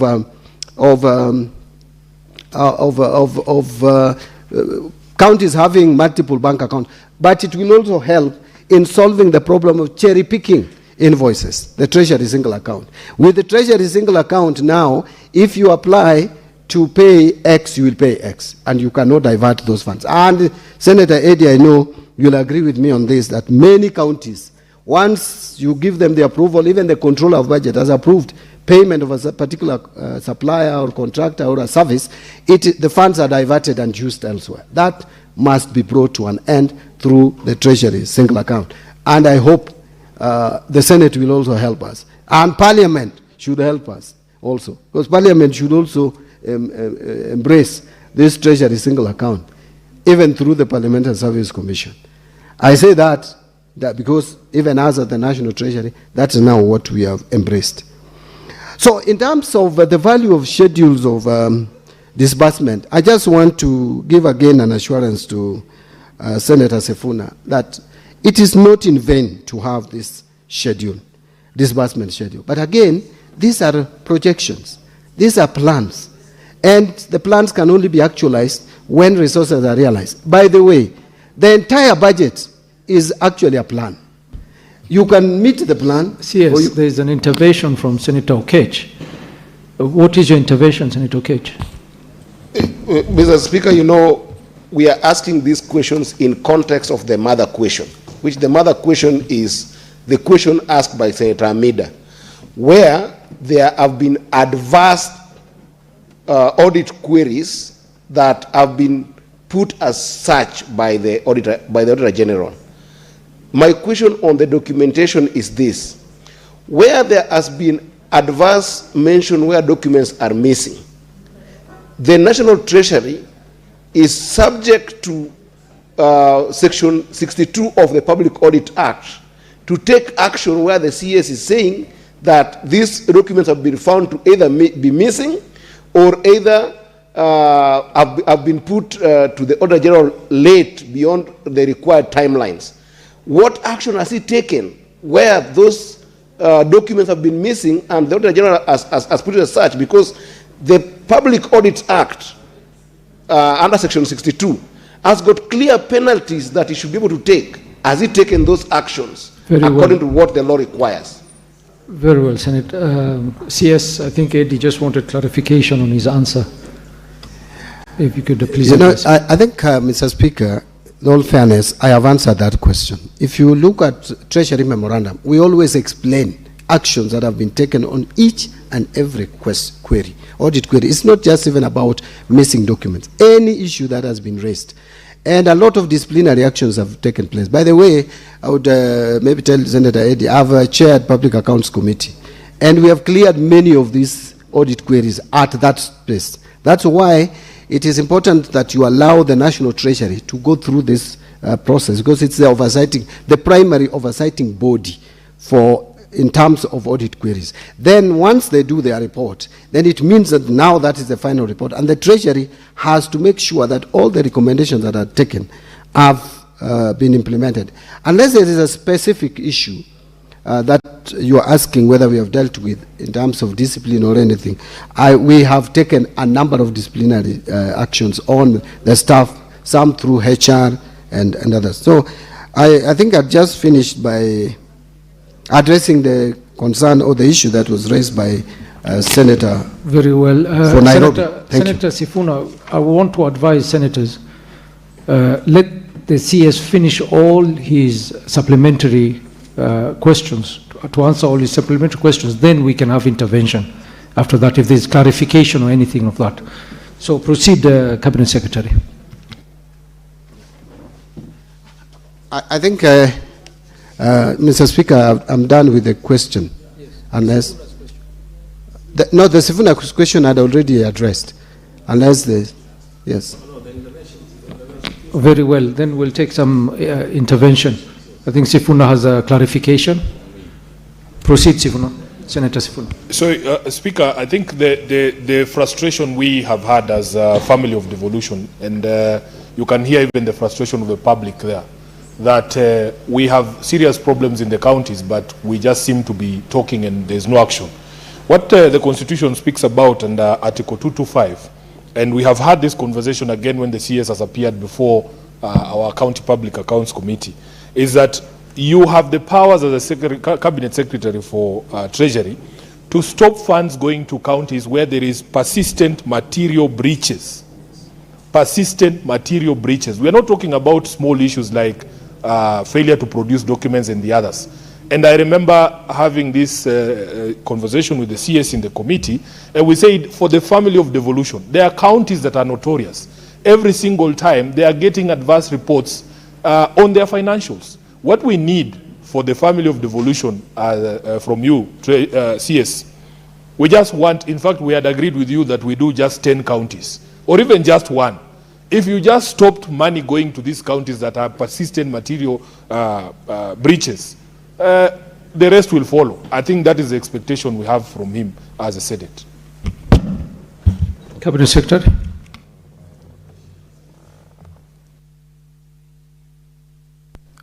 Thank you, Mr. Speaker. Mr. Speaker, I want to agree with Senator Sifuna. We rarely agree nowadays, but although we used to agree a lot a few months back. So today I want to agree with you that actually that Article 225 was not just put there in vain. But remember, Senator Sifuna, we have discussed this and we have said, let me get a recommendation from the Senate to stop any funds. Because again, you see, as National Treasury, I don't also want to appear in the face of it like a rogue cabinet secretary. You know, when you stop funds to a county, it's a major decision. And it has political implications, it has social implications, it has economic implications. So it's not something that I would just do, even if there are material breaches. I would expect the Senate, through the committee where Senator Sifuna, I believe you still sit in the committee chaired by Senator Kajwang. If I get recommendations, even on one county or two, then we will deal with it based on the provisions of the law. I am not afraid to deal with it because it is the resources of the people of Kenya that we are protecting. So I agree, again, I want to repeat, I agree with Senator for Nairobi. We rarely do nowadays, but this is one of those rare occasions. Very well. Senator Wambua, what is your intervention? It's a good thing to hear that the CS is agreeing with Senator Sifuna. But no, CS, beyond just agreeing with Senator Sifuna, there's a fact that we seem to be running away from. Mr. Speaker, the CS Treasury is perhaps the only CS in the cabinet who has executive powers to manage economic and fiscal policies, of course with parliamentary oversight. The question that I asked about exchequer releases and related to the disbursement schedules that Senator Sifuna talked about, I was expecting a response that provides a way forward, not a response that says we have improved. Because improve what? What's the improvement? I expect to hear that before we hold the county government of Kitui to account for mismanaging their finances, those finances were made available to them in good time to make financial decisions, to roll out projects, and now you have messed it. The CS, I just said as I conclude, I said that he needs a name, he just needs a letter, communication from the Senate to stop disbursements to a single county as a lesson to others that are misbehaving. Now, Speaker, if my memory serves me right, just a few months ago, Meru was on the table of the Treasury. There was a move against Meru to stop disbursements. And I'm not saying you should, because when you stop disbursements, what it means is that you're punishing the people of that county on account of misdeeds of one individual called a governor. But that matter came before the Treasury. What decision was taken? They said, no, we cannot touch this. So, Speaker, let's not just respond to questions by ticking boxes. Let's give responses, especially from the CS Treasury, with executive power, responses that provide a way forward for devolution and for this country. I thank you, Mr. Speaker. Cabinet Secretary. Thank you, Mr. Speaker. Mr. Speaker, again, indeed, I want to agree with Senator Wambua that CS National Treasury has some executive powers, and I thank the people of Kenya for making me that cabinet secretary now, and the president. But again, the power is with the people. Actually, the absolute power is with the people, not even the cabinet secretary. So as you exercise that power that you have, you must exercise it with caution, and you must understand that it has implications. And that is what I'm trying to do, so that later on, I am not accused as one of those cabinet secretaries who sat at the National Treasury and became rogue. Now, regarding, I think we should not mix these two issues. There is the issue of exchequer releases, which is a substantive issue and is a critical one, and the issue of mismanagement of resources at the county. In fact, if money has not been received by counties, it cannot be mismanaged, because they don't have money to mismanage anyway. So we are talking about counties which receive money and they mismanage the money or the funds that they receive. These are the counties that we are saying we need to deal with. And there should be some resolution somehow, somewhere. And yes, we did with Meru. Meru, there was a persistent breach, not just by the county executive, but even by the county assembly, which committed to provide resources to settle a debt that was already creating a diplomatic issue between this country and another country. So I took the action that we did, and that triggered some response. Because before I even took that action, Mr. Speaker, I will tell you, we wrote to the county and there were no response. The moment we took that action, there was quick and immediate response. And so we will deal with any other county which becomes rogue, including Homa Bay County, where I come from, if they decide to mismanage resources that belong to the people, and there is evidence that there are material breaches, persistent, without change, and it is reported to me, and we look at the law, and the law supports the cause of withholding funds, I will do it. And by the way, that power, even though Senator Wambua calls it executive, it is still subjected to the Senate scrutiny and consideration, because the power belongs to the people, and the people have their representatives. They have their mouthpiece. The people of Migori has Eddie Okech to speak for them in this space. I don't have that power. In fact, people have not delegated that power to me. It used to be delegated to me somehow about 2 years ago. Nowadays, I don't have that delegated power anymore. Thank you, Mr. Speaker. Honorable Senators, we have to proceed and go to the next question, question number 28, by Senator Professor Tom Ojienda, Senior Counsel. If I could guide you, Professor, ask your two questions, and then the Cabinet Secretary will reply to both. Thank you, Mr. Speaker. Mr. Speaker, I have two questions, question number 28 and question number 29. Question number 28, addressed to the Cabinet Secretary, National Treasury and Economic Planning. Part A, could the Cabinet Secretary outline the fiscal and other policy interventions by the government to address the slow growth in agriculture, construction and services sector, and its ripple effect on employment levels and county level fiscal performance, amongst others? Part B, could the Cabinet Secretary also outline the safeguards in place to ensure that the government's fiscal consolidation program does not undermine the state's obligation under Article 43 of the Constitution, which guarantees specific economic and social rights to every person? Question number 29, Part A, could the Cabinet Secretary provide information on Kenya's current stock of domestic and external debt and disclose the debt to GDP ratio? Part B, what measures are in place to ensure that funds raised through borrowing are utilized effectively and translate into tangible development outcomes across the country? Part C, could the National Treasury consider developing a publicly accessible tracker that links each debt facility to its corresponding development outcomes? Thank you, Mr. Speaker. Cabinet Secretary.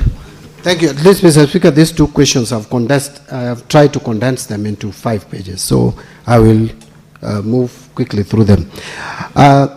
Mr. Speaker, the first question is about intervention that the government is taking to address the slowed growth across various sectors of the economy. I want to state, Mr. Speaker, that in our 2026-27 outlook, economic outlook, we are preparing, or we prepared our budgets, which have been shaped by heightened global uncertainty following the outbreak of conflict in the Middle East in late February 2026. But in addition to this, we are just recovering from drought, and we are still dealing with the effects of the Russia-Ukraine war. These conflicts have disrupted global commodity markets and weakened investor confidence. We have seen from February the investment in the Nairobi Securities Exchange going down. So the gains that we have realized before are being reversed from strong, we are being reversed. But even though the global outlook remains fragile, with risks tilted to the downside, particularly from potential escalation of the conflict, I hope the recent indications will continue, that the war is likely to end, and disruption to critical energy transit routes, such as the Strait of Hormuz. Consequently, the global growth has been projected downwards to 3.1% in 2026 from 3.4% on average. But Kenya's economy still continues to demonstrate resilience despite facing these elevated external risks. So in 2025, even though our economy grew at a slower pace compared to 2024, that is 4.6% compared with 4.7% the previous year, it's cooled a bit. All the sectors registered positive growth. I wanted to mention that. All the sectors registered positive growth. Unlike 2024, when we had a number of sectors which registered negative growth, like construction sector, mining and mining sector, all the sectors in 2025 registered positive growth. Some at a slower rate, of course. Worst it was agriculture, because in the final quarter of the year, agriculture slowed drastically because of the drought that began in September.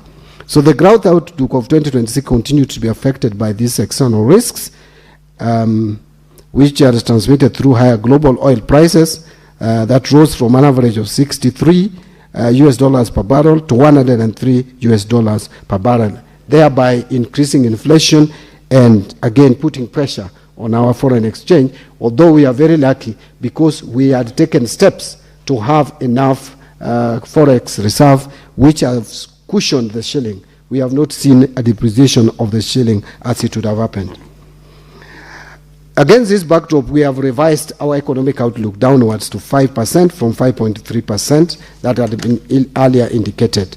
So in terms of steps that we are taking to support the growth outlook, to be able to make sure that all the sectors grow, the government has sustained a strong reform agenda, which is aimed at enhancing stability, promoting recovery, and safeguarding livelihoods. We are guided still by the bottom-up economic transformation agenda, where we are doing agricultural transformation and inclusive growth, micro, small, and medium enterprises, housing and settlement, universal healthcare, and digital superhighway and creative economy. I have summarized my response to this question, Mr. Speaker, because I just didn't want to bring controversy here. But I understand this question Senator Agenda raised before I gave my budget speech. If you look at my budget speech, which is now a public document, there is detailed approach on how to revive almost every sector of the economy. So I didn't want to again reproduce that speech on this in response to this question. On the issue of debts, I want to state, Mr. Speaker, that the current debt stock of domestic and external debt and debt to GDP ratio of as at 2026 February is as follows. The stock of public and publicly guaranteed debt stood at about 12.842 trillion, which is equivalent to 69% of GDP as at the end of February 2026. The public debt comprises a mix of domestic debt is 7 trillion and external debt is 5.779 trillion. What measures are we putting in place to ensure that funds raised through borrowing are utilized effectively and translate into tangible development outcomes across the country? Mr. Speaker, the government committed to efficient use of all funds obtained through public borrowing. In this regard, the National Treasury has implemented several measures to ensure that expenditures from borrowed funds contribute to meaningful development nationwide. One is the enabling legal framework, that is Article 201B of the Constitution, and I don't want to read it again. Additionally, Section 15.2 of the Public Finance Management Act of Cap 412A of 2012 mandates the national government borrowing to be solely used for financing development expenditure. The government remains committed to complying with these legal provisions. Then we have robust PFM systems, the IFMIS system. This system ensures that funds, including borrowed resources, are used as appropriated by the National Assembly and for the designated purposes. Then we have program-based budgeting. Now we are moving to zero-based budgeting. This is the first year that we have started implementing zero-based budgeting. on the development of a publicly accessible tracker that links each debt facility to its corresponding development outcomes. The National Treasury is developing the Development Partners Management Information System, and this, I also spoke to it in my budget speech, which is a one-stop digital platform designed to enhance transparency, coordination, and accountability in the management of external resources. The system will track each debt facility and grant, linking it to the specific development projects and their corresponding outcomes across sectors. Thank you, Mr. Speaker. Thank you, Cabinet Secretary, and thank you for summarizing your answer in a very effective way. Honorable Senators, I'll be taking, Senator Ojenda, sorry, do you have any supplementary question? Chair, given the fact that the CS has indicated that he has a full menu of the responses and the guidelines in the budget speech, I think I will pay a visit to the CS so that I can get the full text summarized as it deals with other issues. Thank you. Professor, I am sure you are aware that it's probably online and you can access it without visiting the Cabinet Secretary. I will save him time because he's an expert and my former party leader. Very well. Honorable Senators, I'll be taking supplementary questions. May I remind the Senators who are going to ask the question to stick to the primary question raised. Don't go out of topic. And because of time also, keep your questions short and precise so that the Cabinet Secretary can have time to reply. Senator Okech. Chair, thank you. You know, the CS has spoken about very serious numbers here, Chair.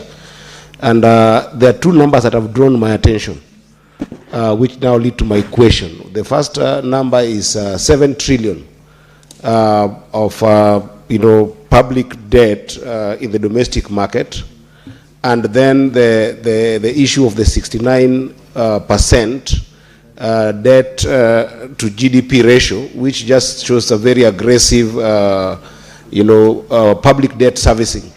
Yet, Bwana CS, you have not mentioned that you have been facing serious, stagnation in revenue collection. So my question is this, Bwana CS. How are you going to balance your lack of meeting your revenue collection with this aggressive public debt servicing to be able to protect domestic businesses that you're going to crowd out with that 7 trillion number? Because in your presentation in the budget in National Assembly, you indicated a deficit of about 1.1 trillion. And you're going to go strongly on domestic borrowing. How are you going to help this farmer from Migori in the agricultural sector who cannot be able to borrow from domestic market to be able to put cages in the lake? These domestic businesses that you're crowding out, what is the strategy that you're going to have in this financial year to make sure that they can be able to also get credit from the private sector? I thank you, Mr. Speaker. Senator Sifuna.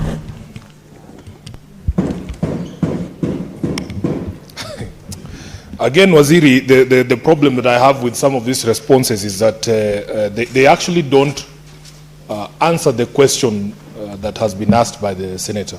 Speaker, I want to take you to the response to question number, just a minute, question number 28 by Professor Ojenda. And the response at page 5, for instance, when the CS is addressing the question of manufacturing. As you know, I was in Thika just this weekend, and growing up we knew Thika to be an industrial town.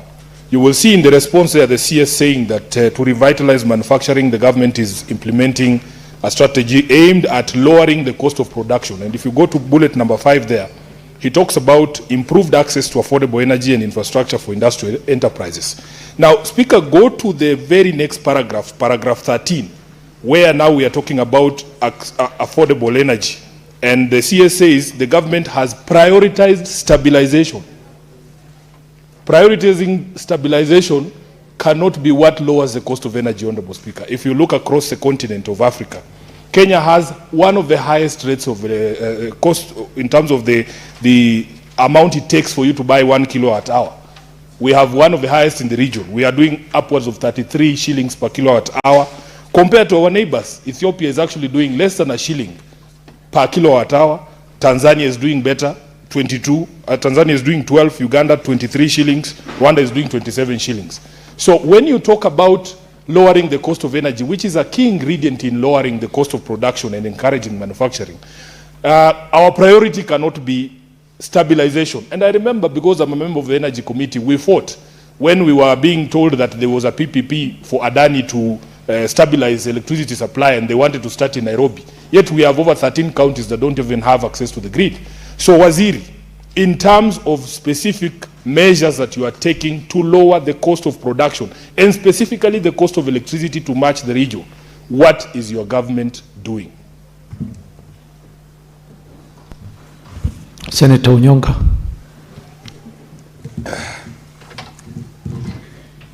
Thank you, Mr. Speaker, and CS Mbadi, I'm happy this is the first time I've actually been in this house when you've come here ever since the President appointed you, so I wanted to congratulate you for your job. The question I wanted to ask, Mr. Speaker, is that he has raised the issue of the debt stock ratio vis-a-vis the GDP.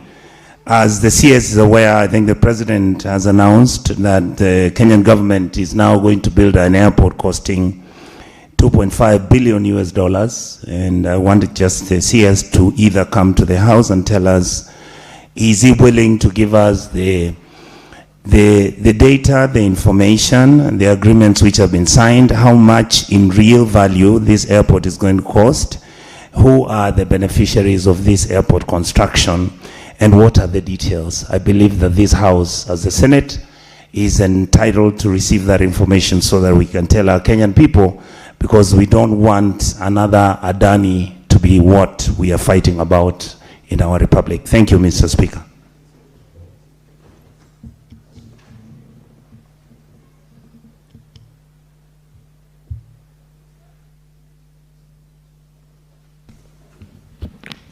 Senator Wambua.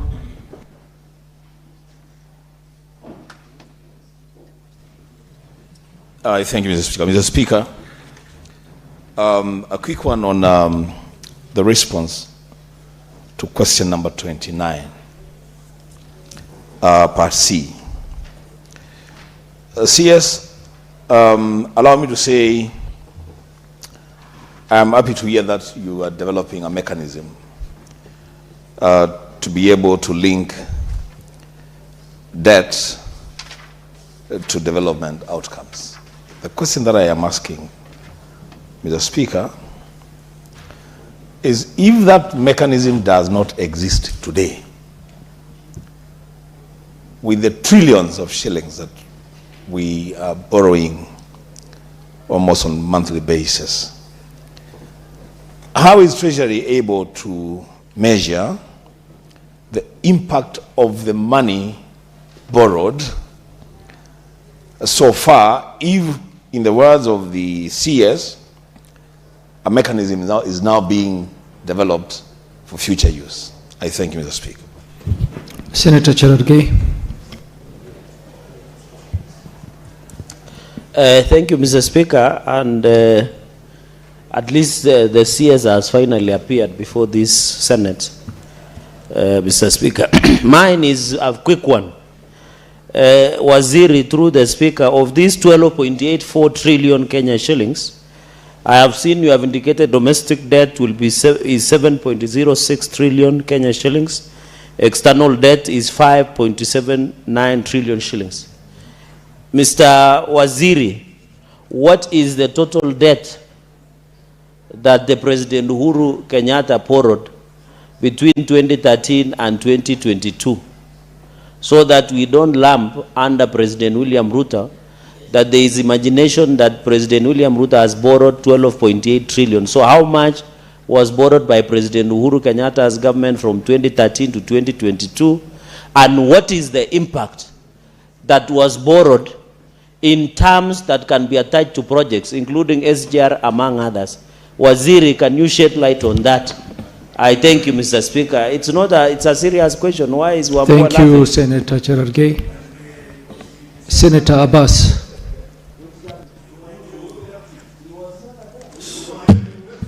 Thank you. Order, senators. Cherargei, take your seat. Take your seat, Senator Cherargei. Thank you, Honorable Speaker. Mine is actually a concern that from response of the Waziri, some of the interventions actually outlined is agriculture and forestry and fishing. But of course, a larger economy that is actually been driven by the livestock sector, where 10 million people are surviving on, has not been mentioned.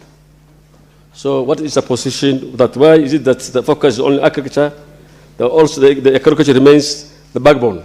And then you see provision of subsidies of fertilizers, seeds, expansion of rehabilitation of irrigation, promotion of climate resilience, support of agro-processing, nothing on livestock. What is the position? Thank you, Senator. Cabinet Secretary, you may respond. Thank you, Mr. Speaker. I think Senator Jenda has left, but I would not have any problem having a cup of tea with him in my office, just to maybe discuss into more details my budget speech, and I'll be able to break it down. But then, on issues that are raised by Eddie, Senator Eddie, through the Speaker, our revenue performance has been underperforming. Revenue collection has been underperforming. And every year we are reporting shortfall in revenue collection. As a matter of fact, there was a time this country was collecting 18% of its GDP as revenue. Today, we are collecting just well over 14.5%, around 14.5% of GDP as ordinary revenue. And that is even below the two. We have a feeling we can collect up to 20 or 22% of GDP. However, there are a number of reasons. One of them is the inefficiency and of the systems that are deployed by Kenya Revenue Authority, which we are working on, and we have allocated quite a bit of resources, 17 billion, in the supplementary budget that was passed by the National Assembly, supplementary budget number 1, to be able to revamp and re-engineer their systems. A lot of reforms are taking place, and we are already seeing some reported progress in terms of personal income tax. But also, it must be understood that a lot of businesses are becoming more and more informal, and collecting taxes from the informal sector is not easy. And a lot of businesses are going digital, and again, collecting taxes in that space is not easy. But we are trying to keep pace with that. So that is creating a bit of a strain on our fiscals, and but we are still working very hard to manage. In terms of crowding out private sector, we are being very careful not to crowd out private sector. Again, I want to also point out that our capital market is fairly developed. I think that is one thing that has not been appreciated. Kenya has one of the most developed financial sector and capital sector. And the challenge that private sector has been facing in terms of accessing credit is not entirely on availability of funds. It is informed by a number of reasons. And we have seen, in fact, before this war in the Middle East, the private sector had picked up in terms of credit uptake from the banks. There was a time last year, there was a negative growth of 2.7%. It had picked up to well over 6%. In fact, the latest was 9.3%, if I can recollect. Growth in private sector uptake. And that clearly you could see, even in the economy. Much as people have been talking about the demand, the purchasing power is coming down. The truth is, before this war in the Middle East, the PMI, the Purchasers Managers Index, which measures the ability of demand in the economy and people's purchasing power and how we are buying goods, was rising steadily. And it was not us reporting, but by independent evaluators. So, again, we were hit. But again, I want to just say that we are being careful not to crowd out private sector. But again, external borrowing has also its risks. Look at what happened in 2024. Because of the depreciation of the shilling, we added to our debt stock almost 1 trillion shillings without taking even a single penny as a loan. And those are the things that we want to also try to avoid. On issue that has been raised by Senator Sifuna, I don't want to go into other details, but just to focus on the issue of cost of energy. What we have said here is that the government has prioritized stabilization of electricity supply. Before you go to the costs, the first thing is to guarantee supply, because if there is no supply, the cost will definitely be high. You cannot have cost coming down. The basic principle of microeconomics, the demand and supply, the equilibrium of prices, Senator Sefuna. The equilibrium of prices simply means where the supply curve and the demand curve intersect. And so when the demand rises and supply comes down, prices will automatically go up, because that intersection point will be high. But you must guarantee supply. Then the cost. How do we guarantee the cost, and what interventions has the government taken? One of the reasons why we have National Infrastructure Fund, Mr. Speaker, is because we want to implement resources towards generating more energy.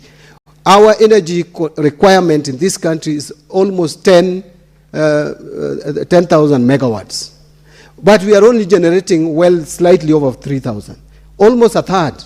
So we therefore need to put more resources to generate more energy. It will deal with the twin issues of supply and cost at the same time, because demand will relatively remain constant, or even if demand is going to adjust, it's going to adjust slightly. This morning, I had an engagement, a meeting with my counterpart in the energy, the Ministry of Energy, where we were discussing the nuclear power in Siaya, which is likely to generate well over 2,000 megawatts. And that is a project that we want to pursue to bring more power into the grid, because that is the only way through which we can guarantee cost of power to be low. I agree it is high, and also the supply and the reliability of the power. Because again, if you go to many parts of this country, the reliability of power is a challenge. Now, on the question of Nairobi being prioritized, and I want to again say, Mr. Speaker, Nairobi produces almost 60% of the GDP of this country. And that is not a place you can ignore. That's a place that we must invest in terms of providing energy.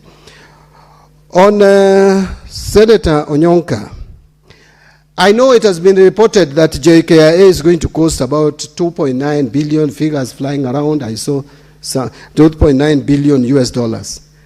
The figure that I know is half of that, 1.2. And so you don't rely on figures that are flying around, and especially in some print media, some specific newspapers, because of course some newspapers for 3 years now, their headline are always consistent and predictable. So we don't worry much about those ones, because they have also a responsibility to inform or misinform Kenyans. But that, I will tell you, is not going to put any strain on our sovereign debt. And if you want the information about that, either my counterparts at the transport can provide that information, or the government, even through me, can provide that information. But this is one of the candidates for the National Infrastructure Fund. And I will tell you that there will be no sovereign debt as at now that would be put here. On Senator Wambua, what have we been using to link debt to development? Senator Wambua, I don't know whether he has left, but is here. Maybe I thought your height was, I thought you had no, let me reserve that. I couldn't see you. Maybe the problem is my height or your height, but anyway, either of the two. Now, Mr. Speaker, imagine what Senator Wambua is saying. Imagine from independence we didn't have it. Now we are implementing it. I think that is something you should praise this government for. We are doing exactly that. It has not been there. So we are doing it, because we can't continue complaining. Senator Cherargei, I want to persuade ourselves from just comparing the absolute numbers of debts. Senator Wambua, I did guide the House that I will only take intervention once he has completed answering all the questions. Proceed, Cabinet Secretary. Yeah, so on Senator Cherargei, sorry, my brother, I wanted to persuade ourselves from comparing absolute numbers. Actually, the best way to measure debts is to look at the debt sustainability through what we call the present value of debt to GDP. That is what the capacity of debt, a country in paying, or sovereign in paying its debt. Look, if you look at the debt, the American, the US government, the debt they have, it's mind-boggling, but they are able to deal with it because it's a bigger economy. Our debt as a country, you can't compare to another neighboring country. I don't want to mention names. It may be a diplomatic issue. But the bottom line is this.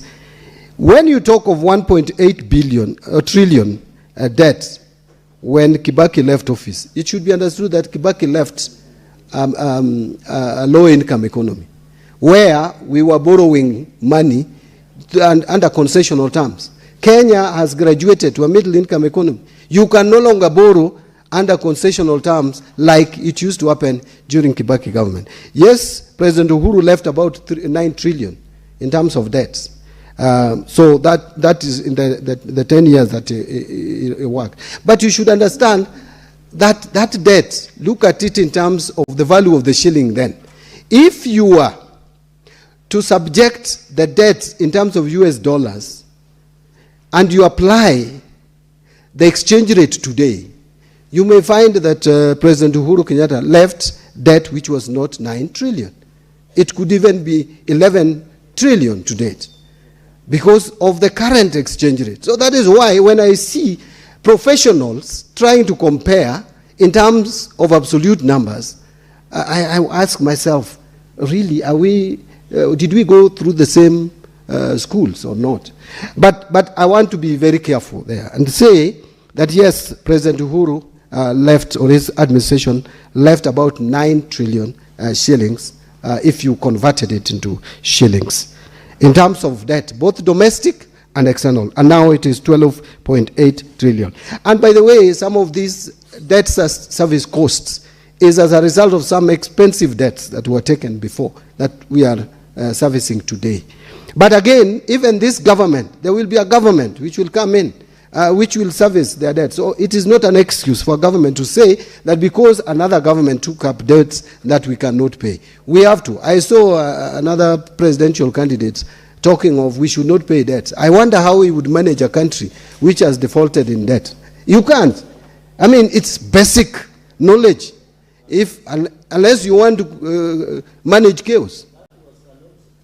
So I'm wondering whether some of us who are talking of leading this country, they are really prepared in terms of understanding the economy.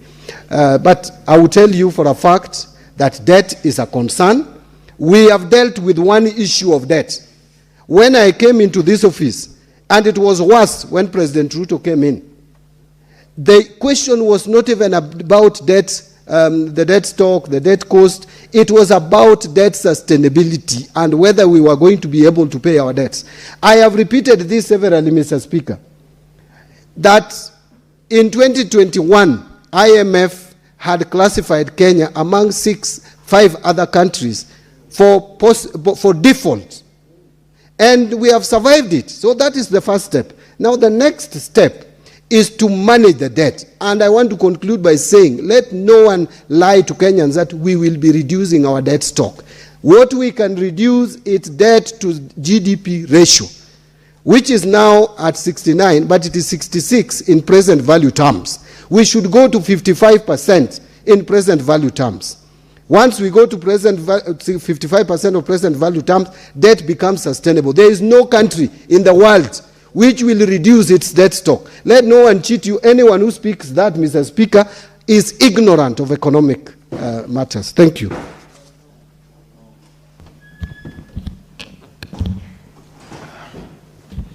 Honorable Senators, Honorable Senators, Cabinet Secretary, Order, Senators. Cabinet Secretary, I want to thank you for coming to respond. There is only one question by Abbas, which I'll be asking him to visit your office on the livestock issue that he raised, which has not been responded to. Thank you, and you are free to leave, Cabinet Secretary. Honorable Senators, it is now 1 p.m. Time to adjourn the Senate. The Senate therefore stands adjourned until later today, Wednesday 17th, June 2026 at 2:30 p.m.